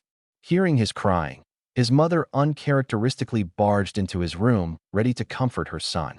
After she saw the smile on his face, though, she stopped at the door and started up her own waterworks. They celebrated heavily that night and invited Uraraka and Now, which was when they found out Now had made it in too. The next night, Mr. Yagi asked Izuku to meet him at the beach. Mr. Yagi, he called to the older man. Mr. Yagi was stood facing the sea, but turned to Izuku when he heard his voice. He held up his right hand in a gesture to high five. Congrats on passing. A slap of their hands, and the small celebration was over. Before Izuku could say anything, though, the blonde man continued. You should know that I haven't told the school about our relationship. And I wasn't a judge. You seemed like the type to worry about favoritism. I appreciate it, Izuku said quietly. Now, young Midoriya, for as long as I've known you, you've been desperate to know how fast you can go, yes? Izuku nodded, so Mr. Yagi continued. Well, according to Nizu's rough calculations, you sit at around Mach 4.4. Now I know that may be a little sap. He stopped at Izuku's frozen expression. His eyes were wide, and his mouth was moving as if he were talking, but nothing came out. Young Midoriya, are you okay? After a few more seconds of soundless mouth moving, Izuku finally responded with a loud yes, which caught the attention of a couple standing on the nearby boardwalk to the beachside viewing platform built a ways offshore. He quickly apologized to them before he started rambling to Mr. Yagi. I knew I was faster than sound without one for all, but to think it more or less tripled my top speed is nothing short of amazing. But that's just 15%. Does that make one for all act as an enhancer via percentile rather than at a fixed quantity? If so, is it exponential or is it linear? Regardless, this changes how I need to plan out special moves. I wonder what output is needed to. Kid Mr. Yagi brought him out of his muttering storm. Izuku gasped and apologized to him for muttering again. It's no problem, but try to work on that habit. I know it probably helps organize your thoughts, but if you were to do it in front of a villain, that'd work against you. Izuku nodded resolutely. Mr. Yagi nodded in return. Now get on home. I don't want your mother to be the reason I retire. Izuku giggled, and with a minute puff of sand, he was gone. On the letter that came with the projection disc, it gave him some very important information. Information such as what class he was in, where the dormitory is, and when he should move into the dormitory. There was also a form for him to fill out detailing what his costume would consist of. He was originally going to go for a design heavily based on All Might, but after some rather inspiring words from Now, he changed it. The first issue came when he had to return to school. He only really had to be there as a formality, leading up to his graduation day, but his mom wouldn't let him free of it anyways. This led to more than a few cases of him getting praised and insulted all at once. He didn't mind, though, since there weren't any other people that made it in other than Katsuki and Nao. Though, a few other girls tried to catch Nao alone so they could congratulate her. Of course, Izuku made sure there weren't any issues. He decided that, in case the dormitory had a kitchen, he wanted to be able to prepare a snack or a small meal. Plus, he didn't really expect the staff to cook 3 meals a day for the whole student body. That'd be ridiculous. So he took some lessons from his mother and learned a few recipes, and was even given a copy of her personal recipe book. He vowed to memorize and be able to prepare every meal in the book before the end of the year. His biggest issue for the move-in, though, was deciding what hero merchandise to take and what to leave behind. He wanted to take enough to satisfy his need to admire them, but not too much that he looks like some weird or creepy otaku. He even enlisted the help of his mom, Nao and Uraraka, who hadn't even seen his room yet. That was an experience, for sure. He ended up taking a couple All Might posters and figurines, all of his Maruko and Ingenia merchandise, and the one singular piece of merch from a mysteriously retired hero called a clock. He managed to fit it all into a single box, without damaging anything. It took 3 more boxes to get everything else he thought he'd need for school, and anything that didn't fit into the boxes went into his backpack and duffel bag. He had to wait, though, until his mom got home so she could help him take his stuff over to UA. They offered to help now, but in a rare act of kindness, her parents hired movers to take her stuff for her. Uraraka's did the same. It wasn't until 5 o'clock in the evening until he got to the dorms. He unloaded the boxes to the ground behind the car and walked over to the driver's car door to say his goodbyes to his mother. "Bye, Mom. Please don't go dying of loneliness while I'm gone, all right?" He was joking, but he knew that her living alone would hit her hard. "Very funny, young man. You don't go having kids, all right? I do want grandbabies, but wait until you've..." "MOM," she chuckled. "Make sure to call at least once a week, all right?" He nodded. "Okay, sweetie, I'll go now. Bye." He watched her drive away for a minute, before turning to the small pile of boxes. "Now then, let's get you inside, shall we?" He smiled as he picked up the boxes and walked to his dorms. He was excited to meet his new classmates. Everyone had the same idea of getting there as early as possible. Kyoka just sat on one of the large couches in the dorm rec room and watched TV with a few other students. She had already gotten acquainted with all the girls in her class, though she wouldn't really consider them friends yet. There was one guy with glasses who seemed to have a stick so far up his ass he had 2 spines, waiting for the final student to arrive. Some guy named Midoriya or something. It was just after 5, though, when the front doors to the door opened and a bunch of boxes with legs walked in. Never mind. It was just a guy carrying all of those boxes. Holy shit, how strong is he? She wasn't the only one watching now. The other girls were too, clearly interested in the person that can carry boxes that easily weigh more than 100 kilos together. "Oh man, am I the last one here?" the guy asked. Apparently, he's the Midoriya dude everyone was waiting on. He was dressed pretty casual, with light brown cargo shorts, red high tops, and a novelty shirt with dress shirt on it. He had dark green hair and bright green eyes. "Yes, you should try to be more strict with your timing glasses," said sternly. "On engines, you're the guy that tried to tell me off. They know each other? I wanted to talk to you about your quirk. It's pretty similar to mine." "That can wait. Would you like some assistance with setting up your room?" Glasses said robotically, as if he was made instead of born. "Nah, just give me a couple of seconds and I'll be back down." And with that, the new guy disappeared, along with all his boxes. Then, not long after, he was back and holding a notebook with a pencil in hand. He was rapid-fire asking questions, so fast that Kyoka wasn't sure anyone could actually understand the guy. Glasses couldn't even get a word in as question after question poured out of his mouth. Her enhanced hearing picked up a vibrating sound, probably someone's phone. Green stopped his torrent of questions and reached into his pocket to grab his phone. He clearly had a back and forth with someone, since he had been tapping on his screen for a few seconds at a time. The whole exchange up until that point from when he reappeared wasn't even a minute. Kyoka looked around the room to the other girls and could see Tsu barely stopping herself from salivating. The other girls weren't much better, though Kyoka couldn't really tell with Hagakure since she was invisible. She turned back to where Green and Glasses were having their little conversation, only to see the Green was no longer there, and Glasses was standing around looking dumbfounded. "Who was that?" she asked, just loud enough that she knew Glasses had heard her. "Our final classmate to arrive, Midoriya Izuku. He apparently has left to help a friend in the general education course move in. He will be back shortly." Or so he said. He sounded like he didn't believe it. She definitely didn't either. She turned back to face the television, so she could take her mind off the fact that most of her classmates were super fucking weird. Shortly after she turned back to the TV, there was thumping coming from the stairs on the girls' side of the dorm as someone ran down them. Eventually emerged the brunette Kyoka had come to know as Uraraka. "Damn it," she yelled. "What?" Glasses asked, sounding somewhat worried. "I missed Midoriya. He said we'd meet up and hang out," the girl cried out. "Hang out? They know each other too?" "You know each other?"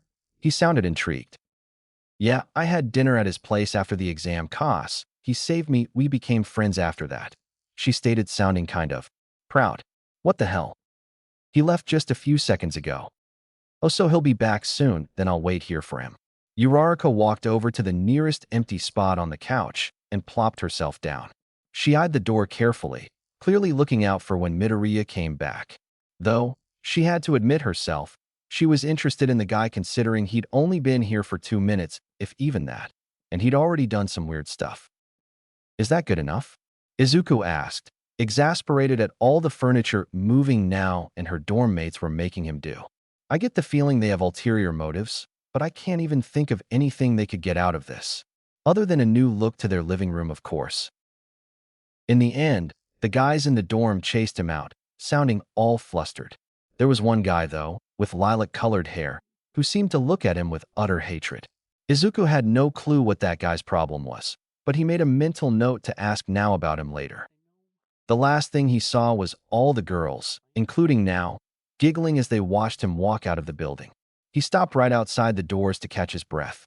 He couldn't see it as he did it, but when he ran back to his dorm, all the jaws of the Class 1C students, sans Now, practically hit the floor. He couldn't help but smile as he remembered what Mr. Yagi told him his top speed was. Mach 4.4. His mind was still reeling over that fact. He barely felt the air part as he ran. He decided to do one quick test of his quirk and jumped. He rose into the air and peaked before he fell.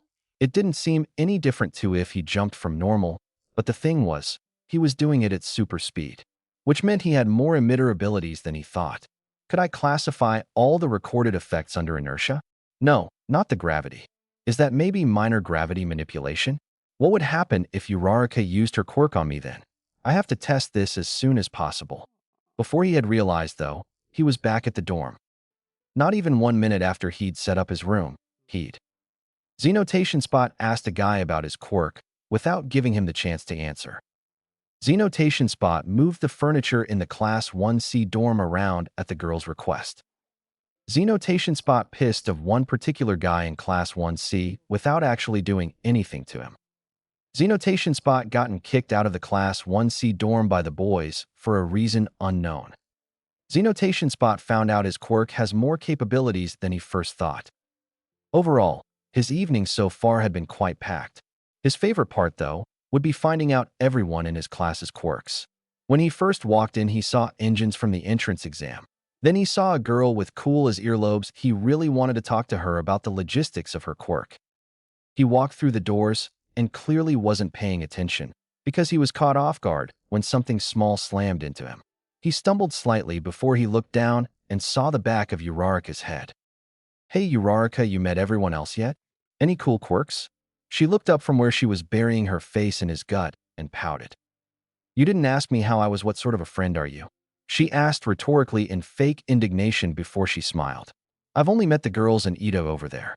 Listen to this, there's this one girl that's envious." "Midoriya, I see you've returned." Uraraka was rudely interrupted by the now named Ida. "I believe official introductions are in order. I am Ida." "How about we do it as a whole class?" Izuku interrupted. He phrased it as a question, but the way he said it left no room for argument. Izuku leaned a little to his left to look behind Ida, and on the couches in the dorm living room saw 4 girls. Wait, no, there's some floating clothes that have a very distinct shape of well endowment on the shirt. 5 girls then. Ida seemed irked at first for being interrupted, but quickly seemed to brighten up in a way only a robot could as he agreed to the idea. He left to get all the boys from the boys' side of the dorm. Izuku walked over to the couches and sat as far away as he could from the girls. It wasn't that he hated them, he was just a little nervous around them. Boys started to trickle in, and each took up a spot in the living room. Izuku swore he could hear Katsuki yelling, but thought it was his mind playing tricks on him. Soon enough, there were 18 other people in the room. Izuku looked around and saw the guy with 6 arms and barely managed to keep himself from running over and bombarding the absolutely gargantuan boy. There was an awkward silence until one of the girls, who had pink skin, matching hair, and 2 small horns, jumped up from her spot on the couch. Okay, so we're going to go around and introduce ourselves. We'll say our name, our quirk, and something you like. She looked around the room to see if anyone had anything to say, but when no one said anything, she continued. I'm Ashido Mina. My quirk is acid, and I like dancing. She threw one of her hands in the air and hopped onto one leg when she finished. Clearly, she was the happy-go-lucky type of person. Her quirk was what Izuku paid the most attention to, though, after her name. Could she change the concentration? What about the vis? A poke to his cheek got his attention. You were doing it again, Uraraka said plainly. He smiled sheepishly as he rubbed the back of his head. Thankfully, someone else decided to introduce themselves. I'm Yaoyorozu Momo. My quirk is creation and I like to read. Izuku could barely hold back his muttering. What did her quirk entail, based on that name alone? Izuku was also grateful that the introductions got on swiftly. The girls minus Uraraka all went first. After Yaoyorozu, it was Jiro Kyoka whose quirk was earphone jack.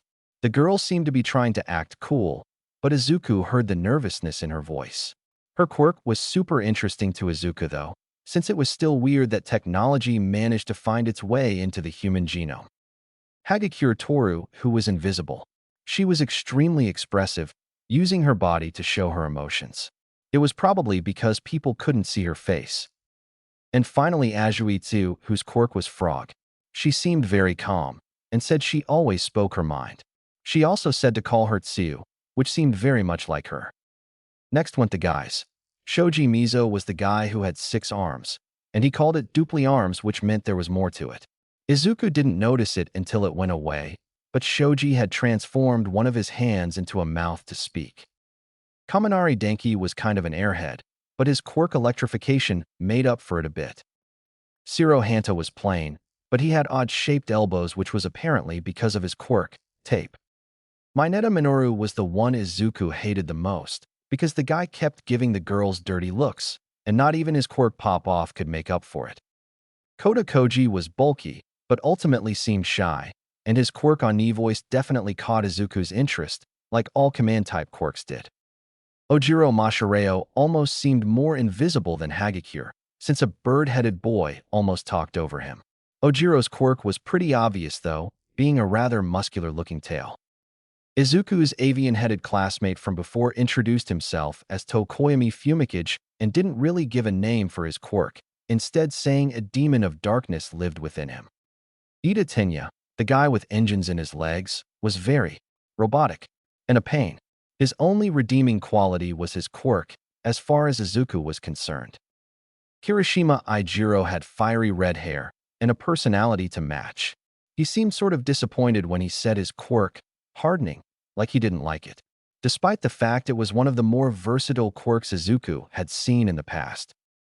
The aloof Todoroki Shudo was next, and his quirk half-hot, half-cold definitely got Izuku's attention. It sucked that the next words out of the classmate's mouth was that he refused to use the fire half of his quirk. Guess studying that part of it would have to wait. In contrast, was the sparkly boy from the exam, Aoyama Yuga. His quirk naval laser was interesting enough. His personality was off-putting though, and a bit suffocating with all the sparkles he was somehow giving off. And it was Sato Rikido's turn, whose quirk Sugar Rush somehow seemed to fit the guy who looked like a brawler. He had a sweet personality, so maybe that's what it was that worked. Then Uraraka decided to finally introduce herself. Izuku already knew her, so he wrote in his notebook instead, theorizing about his classmates' quirks based on their names alone. It took a slap to the face and almost literally getting sent flying by Uraraka to get his attention so he could introduce himself. Sorry, he apologized, not for the first time that evening. He quickly checked the time and saw it had somehow already been half an hour since they'd started. Oh, well, my name is Midoriya Izuku, as some of you may know. I like to analyze heroes and quirks, and my own quirk is Super Speed. Izuku tried to finish sounding confident, but the complete and utter silence that followed his introduction was nerve-wracking. Eventually, Kaminari asked bluntly, "So you're a little faster than normal?" "That's it." Izuku sighed. Jiro moved to stab him in the ear, but before she could, Izuku was holding the cord-like earlobe in between his fingers, standing next to Kaminari. "More than a little," was all he said, trying to act cool.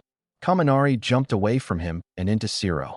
Jiro forcefully pulled back her earphone jack, and just like everyone else, Sans Uraraka had wide eyes. Even Todoroki and Tsuyu. The first to recover was Yaoyorozu, who asked, "You seem to be more than a little faster than normal, Midoriya. Do you happen to know your top speed?"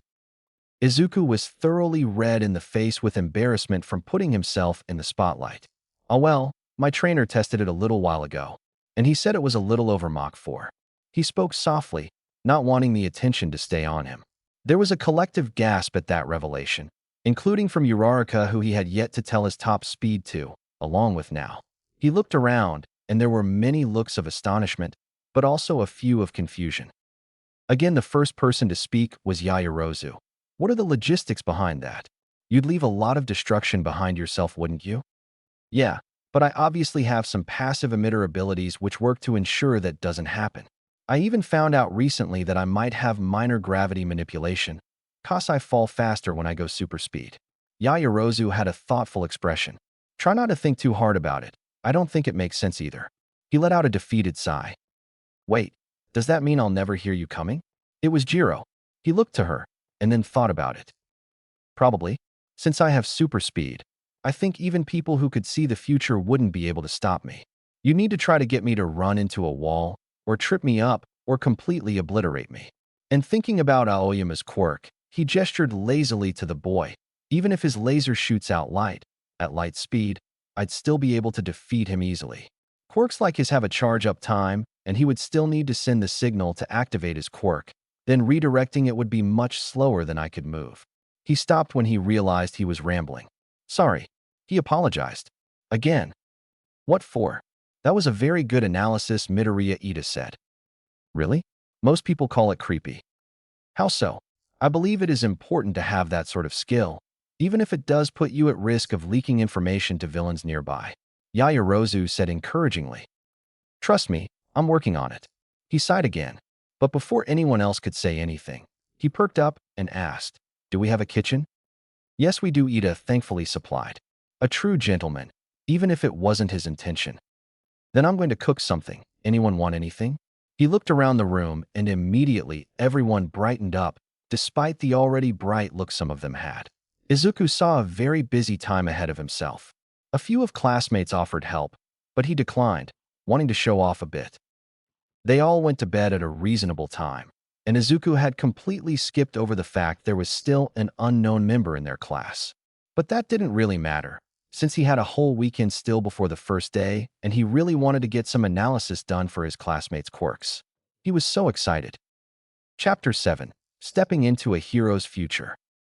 He opened his eyes to the unfamiliar ceiling, that is, his UA dormitory bedroom ceiling. He turned to his side to look at his alarm clock. 9:33 a.m.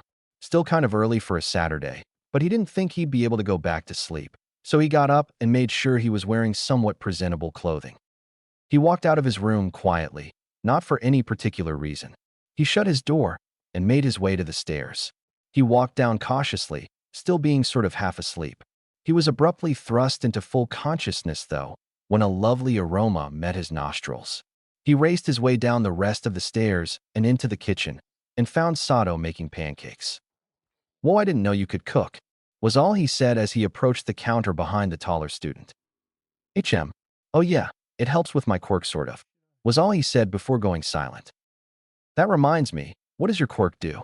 Izuku asked after a while. Sato quickly finished what he was doing before he turned around with a contemplative look on his face. "I'm not the brightest guy, so my explanation might suck." Izuku nodded for him to continue. "So, as the name implies, I eat sugar and I get stronger. Somehow, Izuku had a notebook and was furiously writing notes. Is there a quantity requirement? How much stronger do you get? What are the side effects? He asked them almost too fast for the larger boy to catch. I need to eat 10 grams of sugar at least to activate my quirk. From there, every 10 grams makes me 5 times stronger. He stopped when he looked down and saw Izuku had filled 2 pages of notes somehow and was flipping over to a new one. And I get dumber each time. Izuku stopped. Dumber how? Do you literally get dumber? Or do you become more animalistic? Sato seemed a little stunned at that. People normally accepted what he said and left it at that. I think the doctor said something about a decrease in cognitive function or something. I don't really know what it means other than I get dumber. The boy said eventually. I see. Very interesting. What's the time limit? 3 minutes for every 10 grams of sugar. His classmate was back to making pancakes. Izuku only just realized it, but there was quite a large amount of them. He counted the plates. 18, 19, 20. Did you make pancakes for everyone? Izuku whisper yelled, remembering that there was still a large amount of people asleep. Yeah? Hey, can you help me get everyone up? He thought about it for a moment. Sure. Izuku ended up sitting next to the very quiet and shy Koda. Izuku remembered how he mumbled out his introduction the previous night and wondered if maybe he preferred sign language or just not talking in general. Hey, Koda.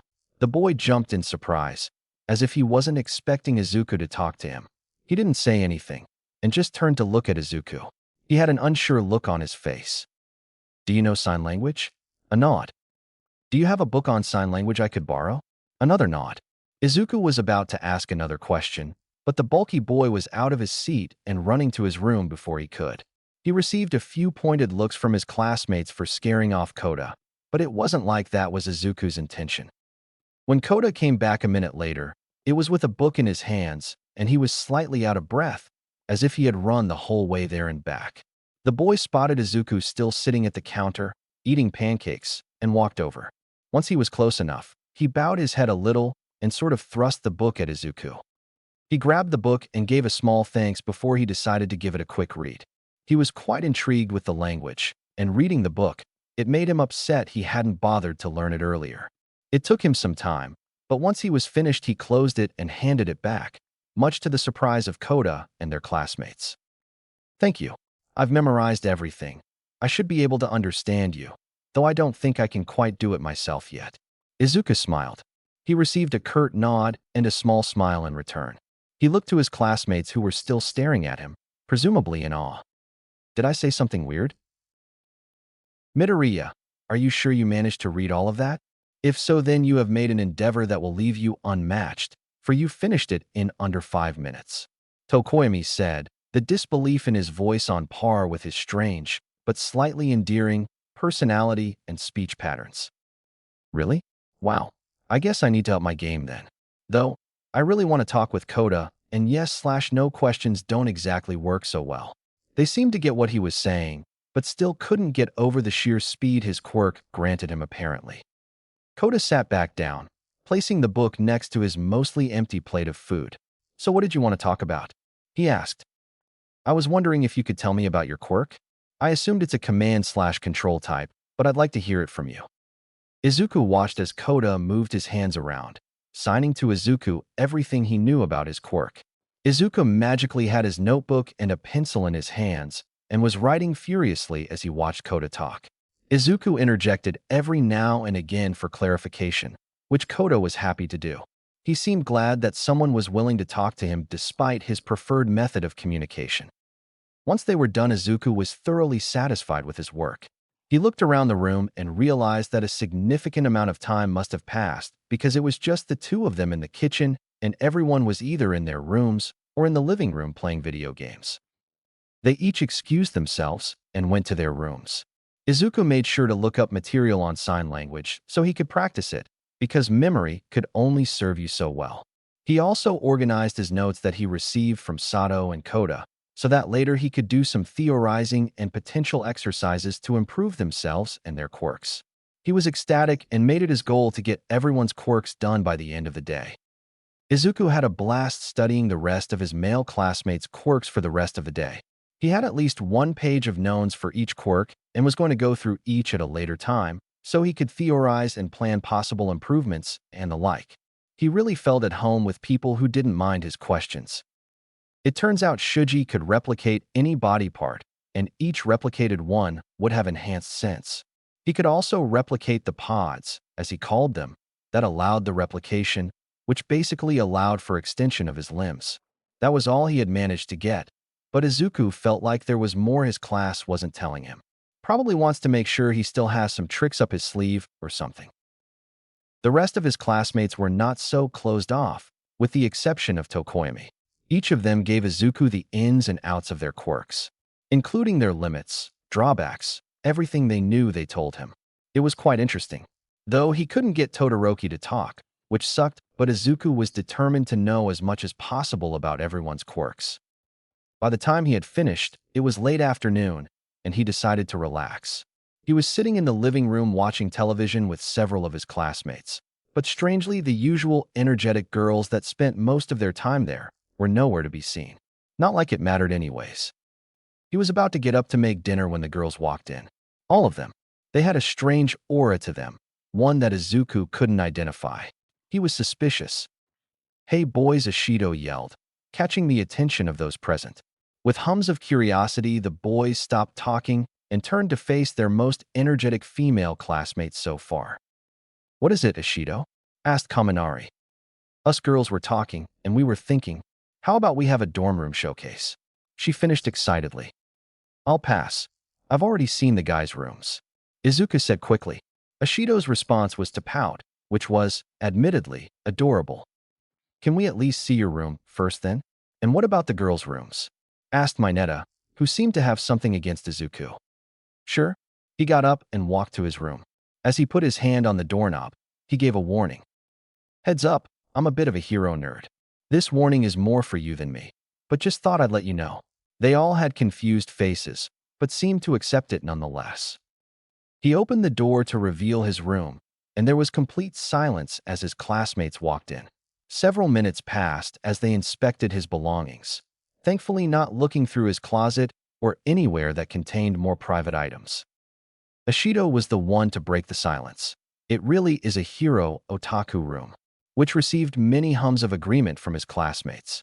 Izuku, unbeknownst to his classmates, was very steadily growing embarrassed. The moment they hit the 5-minute mark, Izuku forced them out. Though, there was one who clearly wasn't paying attention. Jiro, if Izuku remembered correctly, had her back to him and was looking down slightly. It was as if she was reading something. "Oh my God, is that my notebook?" He snatched the object away from her and promptly started to push her towards the door as gently as he could. He slammed his door shut and apologized under his breath, not expecting her to hear him. He waited several minutes before he left his room to make dinner, which he did on autopilot. He didn't notice the pair of eyes that tracked him on his way out of his room. It was a Sunday morning, and Izuku decided he should get back into a workout routine, even if it is just a short run in the morning. So he got up at 6 a.m., got dressed into some workout clothes, and out the front door. He started some stretches before he mentally planned out his route. It took a bit, since he hadn't memorized the campus map yet, and he had yet to see most of it. So, he settled for a few laps around the first-year dorms. A few deep breaths in and out, and he was off. Time was something he never bothered to pay attention to when he went for runs, so he just went for a good 10 laps, without one for all. He knew it probably looked a little odd, since things tend to blur when they go fast enough, but he couldn't care less. He hadn't realized you couldn't run around the back of the dorms, so he only ended up doing a back and forth between each end, from 1A to 1K and back. He estimated it was about 250 meters, plus the return trip made for a 500, so he was going to run quite the measly 2.5 kilometers. Working with his top speed at an estimated max of Mach 2, it was approximately a 4-second run. It was probably longer since his top speed isn't quite Mach 2, but it's probably still around 4.5 seconds. He was back in the dorm soon enough, not even tired or sweaty. He noticed Ida on his way out, presumably also for a run. "Midoriya, are you out for a run as well?" "Actually, I just finished. I only ran about 2.5 kilometers. Izuku walked past the now stunned Ida and back to his room. Izuku relaxed for a while, and was trying to build up the courage to go to the girls and ask them about their quirks. Sure, he had been friends with now for a while, and Uraraka since the exam, but that's only two people he was panicking more in that moment than he had ever before in his life. Conveniently, a knock at his door interrupted him. He opened it to see Uraraka standing patiently. He smiled at the familiar face. Hey Uraraka, what's up? I came to ask if you were going to eat breakfast. I'm good, thanks. I'll eat later. If you're sure. So, what have you been doing in your room? She asked teasingly, having picked up a bit of the attitude from now. He blushed a little, just trying to work up the courage to ask the other girls about their quirks. An unidentifiable look came on her face, before it was gone less than a second later with a mischievous grin. Is that all you want to talk to them about? If his blush was small before, it definitely wasn't now. Yes. If you say so. She sounded skeptical. Why not just go up to them and ask? It can't really be that hard, can it? Yes, it is because they're all so pee-pee pretty. He trailed off before he started talking again. And what if they're in their rooms? I don't want to bother them. Uraraka was very unimpressed. I don't think they'll mind. School hasn't even started yet. What could they possibly be busy with? Apparently, Izuku couldn't come up with an answer to that, as he just opened and closed his mouth repeatedly like a fish. Uraraka just raised an eyebrow expectantly. He gave up with a sigh and dropped his head in defeat. All right, thanks for the help, Uraraka. I owe you one. Then call me Achiko. He looked up to her stunned, but she was just smiling. He didn't say anything and just gave a small nod.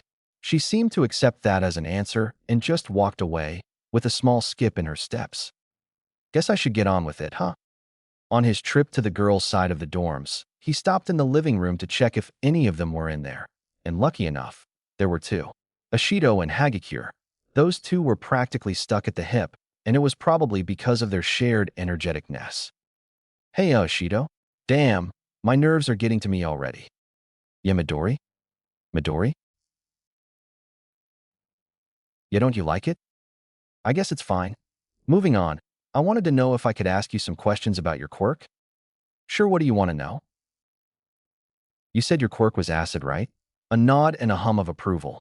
Can you control the viscosity and concentration of it? Also, does your appearance tie into your quirk at all? Yes, and yes, I don't know why my skin is pink really, but it does make me pretty resistant to acid, so it's alright. Can I ask you about your quirk too, Hagakure? Eh, sure, I guess. Do you know how you're invisible? Whether light passes through you or around you. A quick no. Obviously, you can still see. But can you see yourself? A yes. Alright, and building on that, have you tried expelling light? Silence. Since you can see, and you can see yourself, light is still reaching you. So I was wondering if you could maybe, well, not quite expel it, but send it away from you? I don't know, she sounded excited. Maybe I should try that when we start our hero training. A hum of approval from Ashido. Thank you for your time. Since I'll be studying these, I can let you know if I come up with anything. A couple of loud shouts of, yeah, later, and Izuku is searching for the rest of the girls to ask them about their quirks.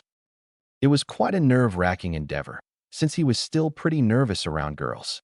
There ended up not being much to learn about Sue. He could barely call her that, and most of the time he just calls her Azui, much to her ire. Since like his quirk, it's a mutation type. He had already done Achiko's, so he ended up skipping her, but that meant he went straight to Yaoyorozu. Her quirk was extremely interesting, being able to turn one's fat stores into anything. It was impressive, though the requirement of needing to know the molecular makeup of the things you wanted to make was a huge drawback, but she wouldn't be there if she hadn't worked hard. Izuku ended up finding out that her fat stores are a bit denser than most people's, and her quirk also does the fat-to-item conversion with extreme efficiency. It was frighteningly powerful. Conveniently, he had enough space left in his notebook for his classmates for one more person. Last one. Jiro. Damn, he messed up yesterday. He just shoved her out of his room. There's no way she'll agree to telling him about her quirk. Just as he was about to knock, he heard something on the other side. It sounded like music. It was good. Beautiful even. He shook himself out of his stupor to avoid looking like a dolt, and knocked. The music stopped the moment he did, and after some rather worrying sounds, the door opened. What? She asked angrily, but when she saw his face, she slammed the door in it.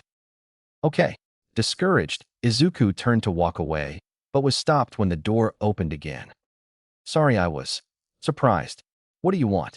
She was much calmer now, though the agitation from before was still there. I just came to ask if you could tell me about your quirk.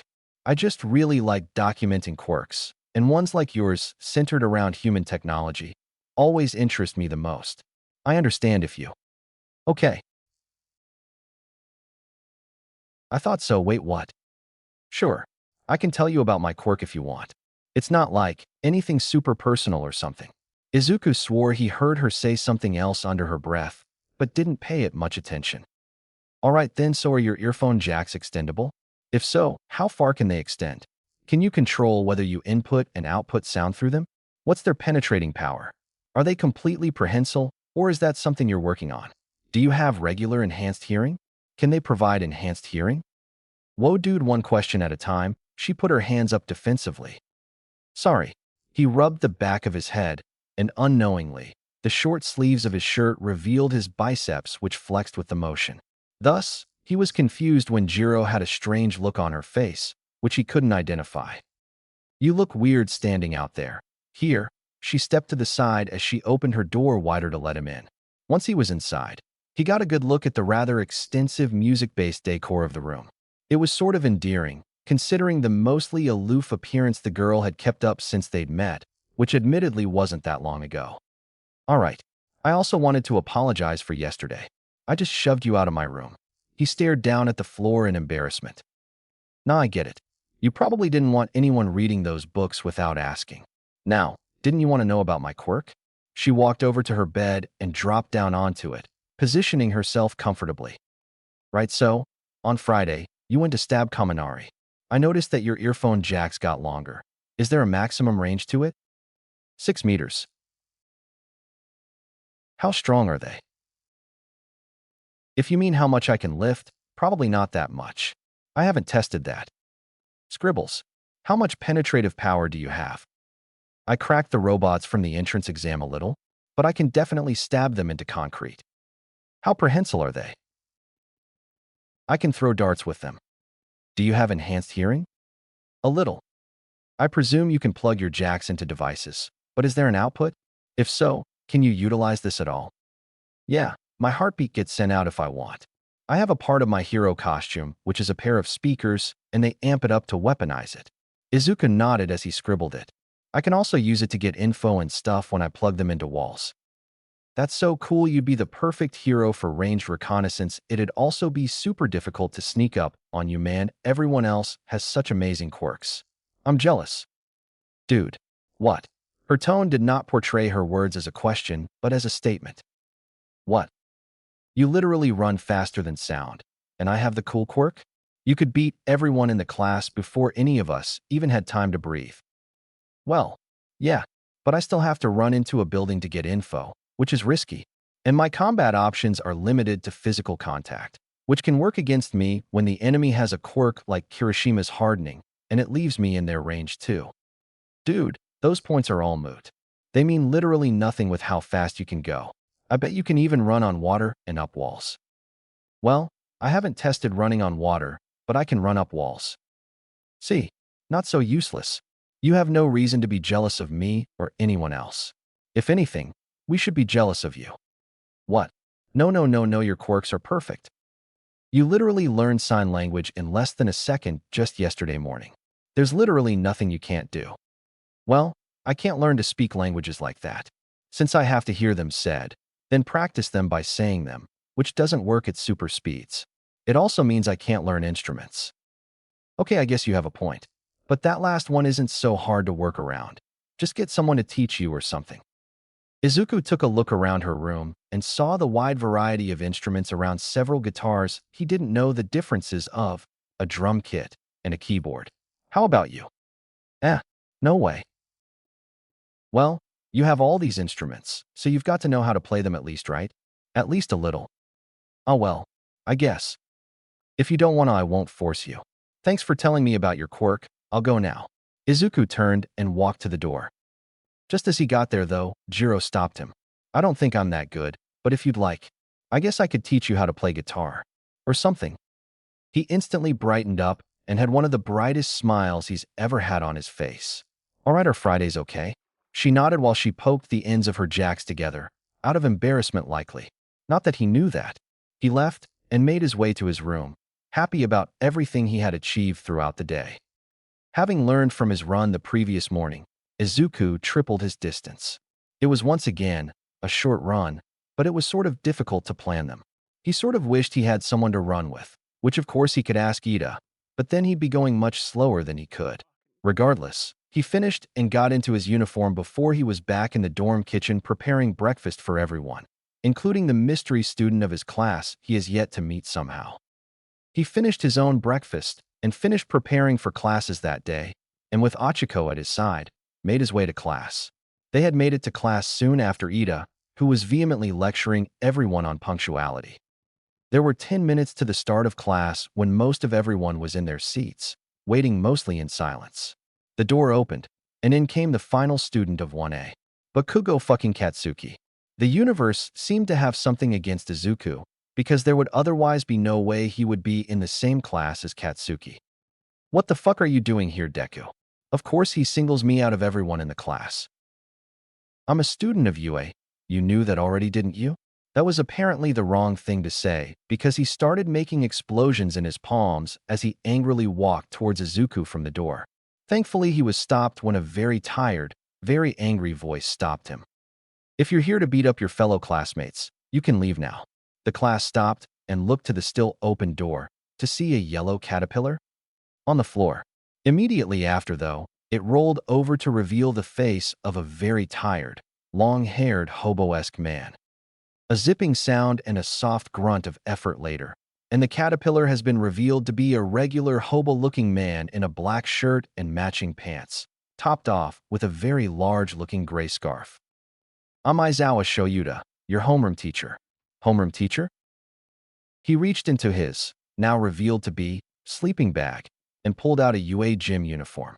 Sort of weird, but he had only been so since his first appearance. "Get changed into your gym clothes and head out to the grounds. Quickly now." Chapter 8, Battle for the Ranks. Most of everyone was out on the field, standing in a group in front of their hobo-inspired pro-hero homeroom teacher. Quiet chatter ran from student to student as they waited for the last of their classmates to arrive. Still, no one had any idea what they were supposed to be doing out here, but who were they to disobey the orders of their teacher? Once everyone was there, the tired man spoke. "Now, we're going to be doing a Quirk assessment test." "What about the entrance ceremony? Or the guidance sessions?" Achiko called out. "If you're training to become heroes, you don't have time to waste on pointless things like that."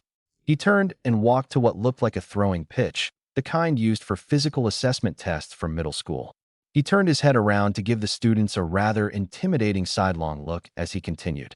"UA is known for its freestyle education system. This applies to us teachers as well." Mr. Aizawa looked straight ahead again, hiding his face from view and dimming his voice's volume a little. Softball throwing, the standing long jump, the 50-meter dash, endurance running, side-to-side stepping, sit-ups, and the seated toe touch. You did all those in middle school, yes? Your standard no quirks allowed gym tests. The first thought on everyone's mind was that this guy was straight to the point and took no shit. The second was that he was being really dramatic. Conveniently for their over-the-top teacher, there was practically no wind to ruin the mood he was trying to set. He was facing them again and continued his lecture, rant. "The country continues to insist on prohibiting quirks when calculating the averages of those records. It's not rational. The Department of Education is just procrastinating." He looked directly at Katsuki before singling him out via calling out his name. "Bakugo, how far could you throw in middle school?" Probably because he got the most villain points. Typical. Was what came into Izuku's mind when he heard Katsuki get called instead of Izuku. 67 meters. He threw a regular softball with some sort of electronic device wrapped around it to Bakugo. "Do whatever you need to. Just don't leave the circle. Give it all you've got." Bakugo nodded as he caught the ball and walked into the circle Mr. Aizawa was talking about. He spread his feet apart as he rotated his body a little, moving into a throwing stance. He did some light swinging to prepare himself, before he drew his arm back at a 45-degree angle to the ground as possible, to maximize the distance and psyched himself up with his usual Katsuki thoughts to him. With a crack and a bright orange-yellow flash of light, dust was kicked up and the ball flew away from the blonde into the distance. Everyone waited for Mr. Aizawa to say or do something, but he was staring at a device in his hand, clearly waiting for something to happen. It was around the half-a-minute mark when a small ding was heard and Mr. Aizawa was speaking again. It's important for us to know your limits. That's the first rational step to figuring out what kind of heroes you'll be. He held out the device so everyone could look at the screen, which incited several excited yells from the students. Whoa, this is awesome, 705. What the hell? So we can use our quirks for real, man. The hero course is great. Most of the students were excited, but Izuku could see a few who were looking unsure. Namely, Achiko, his new guitar instructor Jiro, and, well, he would say Koda, but the bulky boy always looked unsure and shy. No one noticed when Mr. Aizawa released a deep sigh. Awesome, you said. Everyone fell silent at his words and turned to face him. You're hoping to become heroes after 3 years here, and you think it'll be all fun and games. Mr. Aizawa had a tired, bored look on his face, but the aura he was emitting was extremely terrifying as far as Izuku was concerned. That's it. I've decided that the one with the lowest score across all 8 events will be judged hopeless and will be expelled. There were cries of indignation from most of everyone. Izuku was about to complain about the unfairness, but he didn't want to incur the wrath of the man, so he swallowed his words with a gulp.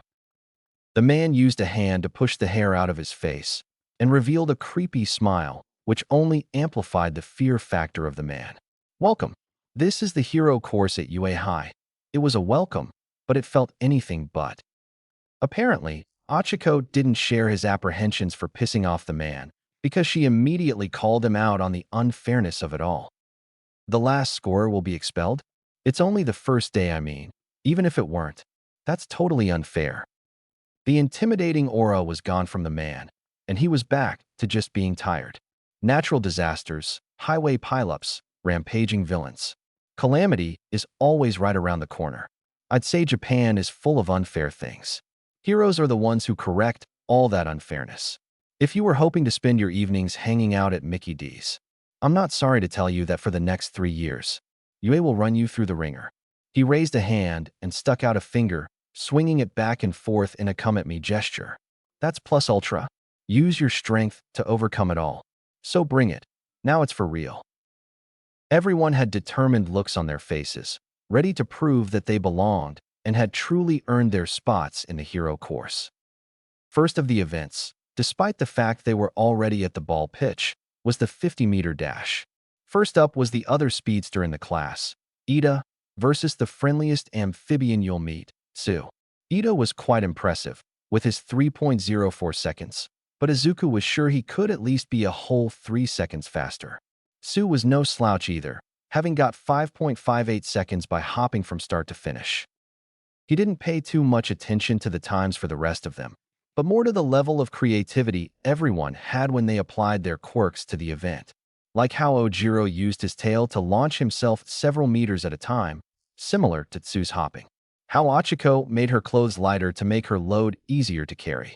How Ishido used low-concentration acid to skate across the track, alongside Aoyama, who jumped into the air, facing the opposite direction he was supposed to run, and used his laser to propel himself. Izuku surmised that Mr. Aizawa was probably looking at the same thing when it came to grading them. Before long, it was his turn to run. As luck would have it, he unfortunately ended up running against Katsuki. He turned to Mr. Aizawa to ask something, but was met with the man's stare and a quick, nothing short of hyperspeed will escape the cameras. Now get to it. Izuku crouched and stood in the most comfortable starting position. He prepared himself mentally and charged up one for all, ignoring Katsuki's declarations of fickle superiority. He waited for the go from the robot beside him, and the moment he heard it, the world slowed to a crawl. He was sure the robot hadn't finished the starting announcement when he started running because Katsuki hadn't even moved. Izuku paid no mind to him, though, and ran to the finish. He let the world run at its normal pace again the moment he crossed the finish line and heard the announcement from the robot. 0.03 seconds. There was a strange silence following the announcement, other than Katsuki's explosions, of course, since he couldn't hear the announcement over them. Though, he had seen Izuku appear at the end of the track far before he had even made any significant progress. Apparently, that only fueled the blonde's anger towards the greenette and made him propel himself faster than he had probably planned initially. He ended up with a nice 4.13 seconds. Second event, grip strength. Izuku first observed how some of his classmates approached this test. Most of them couldn't really apply their quirks properly and effectively, though he swore he could see Yaozu make a vice or something. The most impressive person, though, by far, was Shoji, turning the pods on his 2 extra arms into hands. He had over triple the grip strength of his single regular one, since the duplicated ones get a boost. The multi-arm boy ended up with an impressive score of 540 kilograms. Feeling an intense gaze in the back of his head, and looking back to see Mr. Aizawa glaring at him reminded him he needed to participate as well. He'd have liked to think that without one for all, he could get somewhere close to Shoji's score, but he watched the count climb as he charged it up and saw it surpass the larger boy's score, stopping at an astounding 630 kilograms, which garnered the attention of Mineta, who seemed to have changed his opinion on Izuku and now wanted to be his friend. Katsuki's intense glare went unnoticed by everyone. Third event, standing long jump. Again, Izuku paid little attention to scores, and more to how his peers used their quirks. Some of them were pretty good ideas, though he had to say Tsu blew everyone out of the park, jumping being her forte after all. Though, if she blew them out of the park, then Izuku blew them out of the city. His jump took him farther than he had intended, but luckily he had made it back soon enough, not even 3 seconds after his departure. Fourth event, sidestepping. It seemed that event was made for Mineta, who stacked the purple balls on either side of the space he had to jump in and launched himself at one pile. He bounced between the two and rapidly increased in speed until he reached terminal velocity. He was practically a blur as he bounced until he had to stop. Too bad speed was Izuku's game. The greenette far surpassed the short boy, and it was safe to say no one else stood a chance at coming close to his score. Though, Izuku didn't really pay attention to anyone's reactions, only looking forward to the next event announced by Mr. Aizawa. The fifth event, the ball toss. This event was truly made for Achiko, who simply used her quirk on the ball and lightly threw it and let it soar into the sky. It was gone soon enough, and Mr. Aizawa gave what sounded like an impressed but slightly annoyed grunt as he showed the class the brunette's score of infinity. Everyone was thoroughly excited about her score, but there was a little grain of fear in everyone's minds, as they now knew that she could send them to their doom at any time. Not that she would. They hoped. Before long, it was Izuku's turn. He was impressed with everyone's attempts, because other than Achiko, the highest scorer so far was Yaozu, who made a cannon and shot the ball well over 600 meters, but not quite 700, which only made Katsuki smug. Izuku took the ball and walked to the circle. He faced the pitch ahead of him and breathed in and out to calm himself.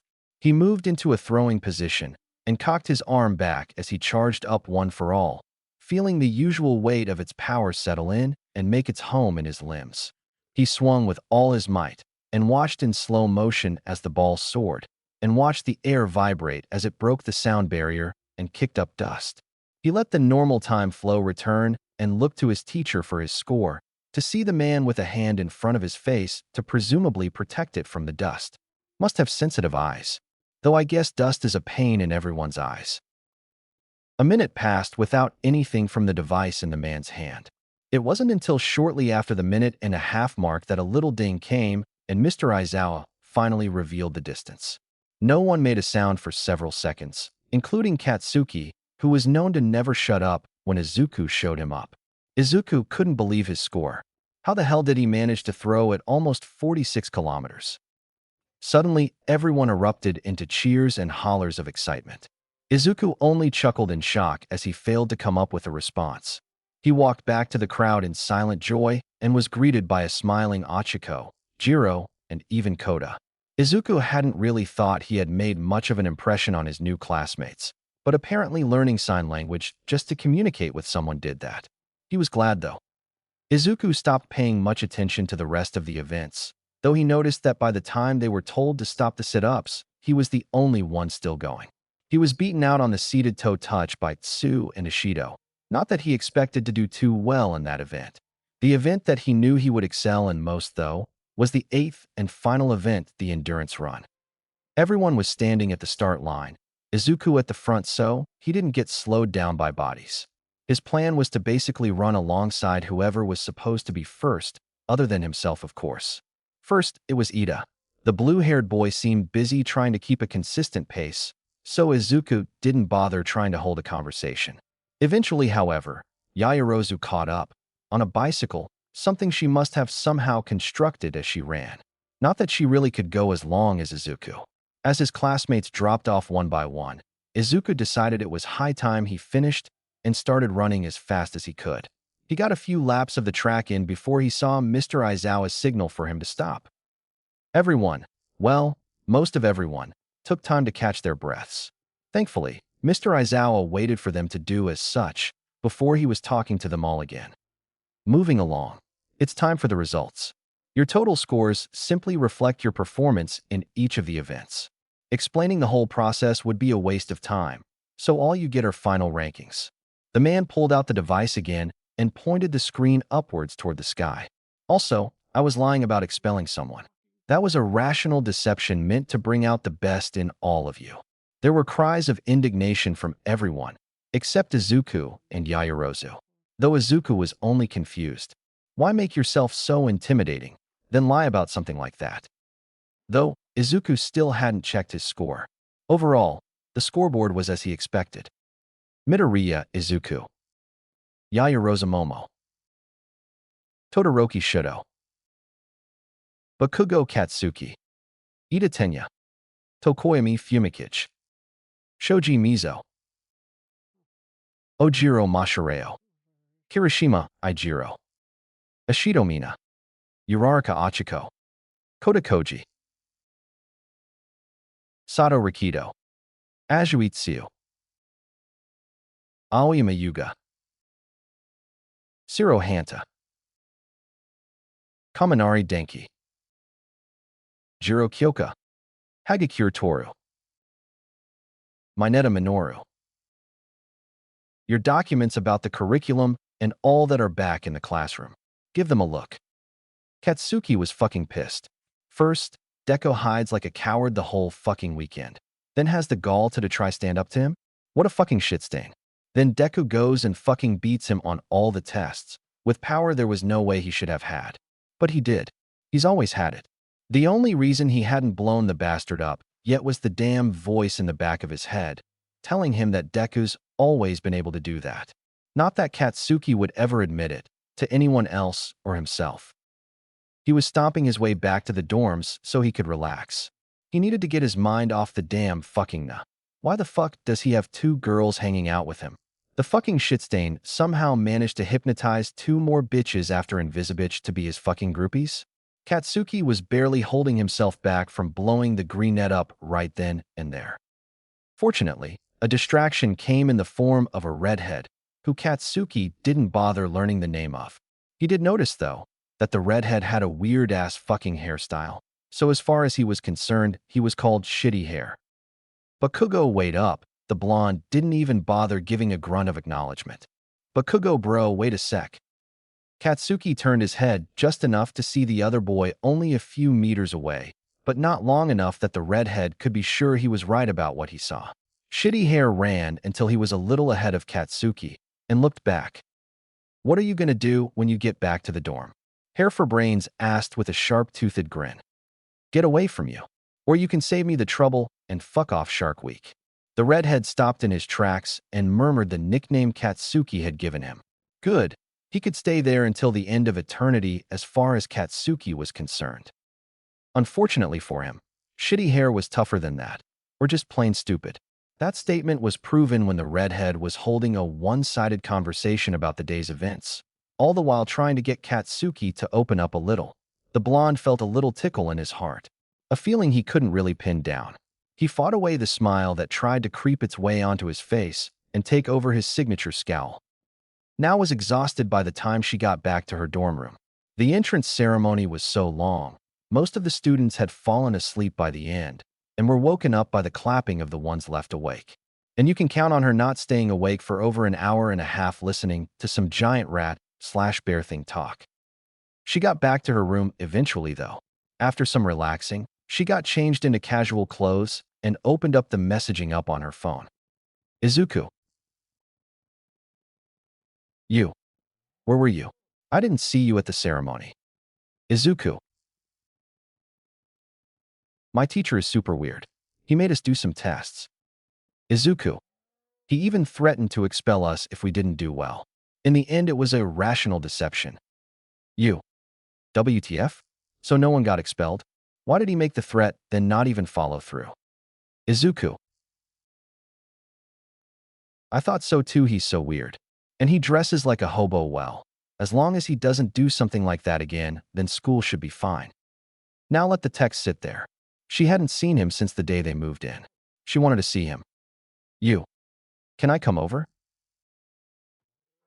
Izuku. Huh. What brought this on? You. Can I or can't I? Izuku. Sure, I guess. I'm sitting in the common room. Izuku. Unless you want me to come pick you up? You. Nah, I'll walk. See you in a few. Now ignored the buzz of her phone from her friend's response. She walked out of her room, said a quick goodbye and a short explanation to the few friends she'd made, got her shoes on and left. If there was one thing Izuku had really learned about his classmates so far, was they were all very unique in personality. Not to say there wasn't any common ground, but each of them was quite unique. Like how Kaminari and Mineta both shared a big interest in women, except Kaminari tried to flirt with them, while Mineta only watched creepily from afar. So with that in mind, you could understand why he ignored the blonde when Izuku heard him flirting again. What he didn't expect was for the other boy to yelp in surprise, then for something to land lightly on his head a few seconds later and sigh. Now? You okay? He didn't move his head, mostly knowing she could hear him, but also because she was resting her own on top of his. I am now, she spoke softly, as if she was relaxing on a really lethargic evening, which was probably the case. You want to sit with me? He offered, as he gestured to the empty seat on his right. She hummed in response, taking up his offer. She must have been exhausted from the day, because instead of walking around the couch to sit next him like he expected, she just climbed over the back and fell into the seat. They sat in silence, and Izuku was pretty sure he heard soft crying and whispers of anger, both of which sounded like Mineta and Kaminari respectively. It was probably his imagination, though, since those two probably had something better to do. Izuku looked over to Nao every so often to see how she was doing, and every time he was pretty sure she just looked away. Regardless, she looked relaxed and happy. Eventually, she had to leave, though, a fact which she did not look happy about. Izuku had to admit, it sucked only being able to hang out during lunch and after school. He had time, though. If she couldn't make it to him, then he'd make it to her. All he had to do was run. It was their second day of school, and Izuku couldn't have been more excited. It carried him through the morning classes, which were extremely normal.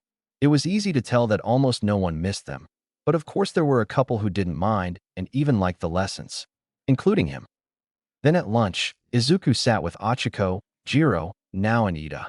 The latter two seemed to have problems with the other, though, which Izuku should have seen coming. They got to eat good quality food made by the Pro Hero Lunch Rush, for dirt cheap. Achiko seemed particularly grateful for that. Though, Ida brought up a pretty good question. If Lunch Rush cooks food for the entire student body at lunch, why not prepare meals for the student body for breakfast and dinner? He didn't sound annoyed, just curious. Izuku hummed in thought. Maybe the school wants us, as students, to learn independence and to be able to cook for ourselves? He mused. Perhaps, though I'd like to think it is not the case, they could just as much not care. If they didn't care, then why give us the food to cook for ourselves? Jiro countered. That's a fair point. I see now that my worries were for naught. Ida smiled. They ate in silence, and once they had finished eating and the bell to signal the end of lunch rang, they went back to class. Everyone sat in the class, making noise as they nervously discussed the coming lesson. It was supposed to be their first heroics lesson, and they were trying to figure out what it would be and who their teacher was going to be. Soon enough, though, some of the students with more sensitive hearing heard a thudding approach. Then, A very loud, very familiar voice yelled.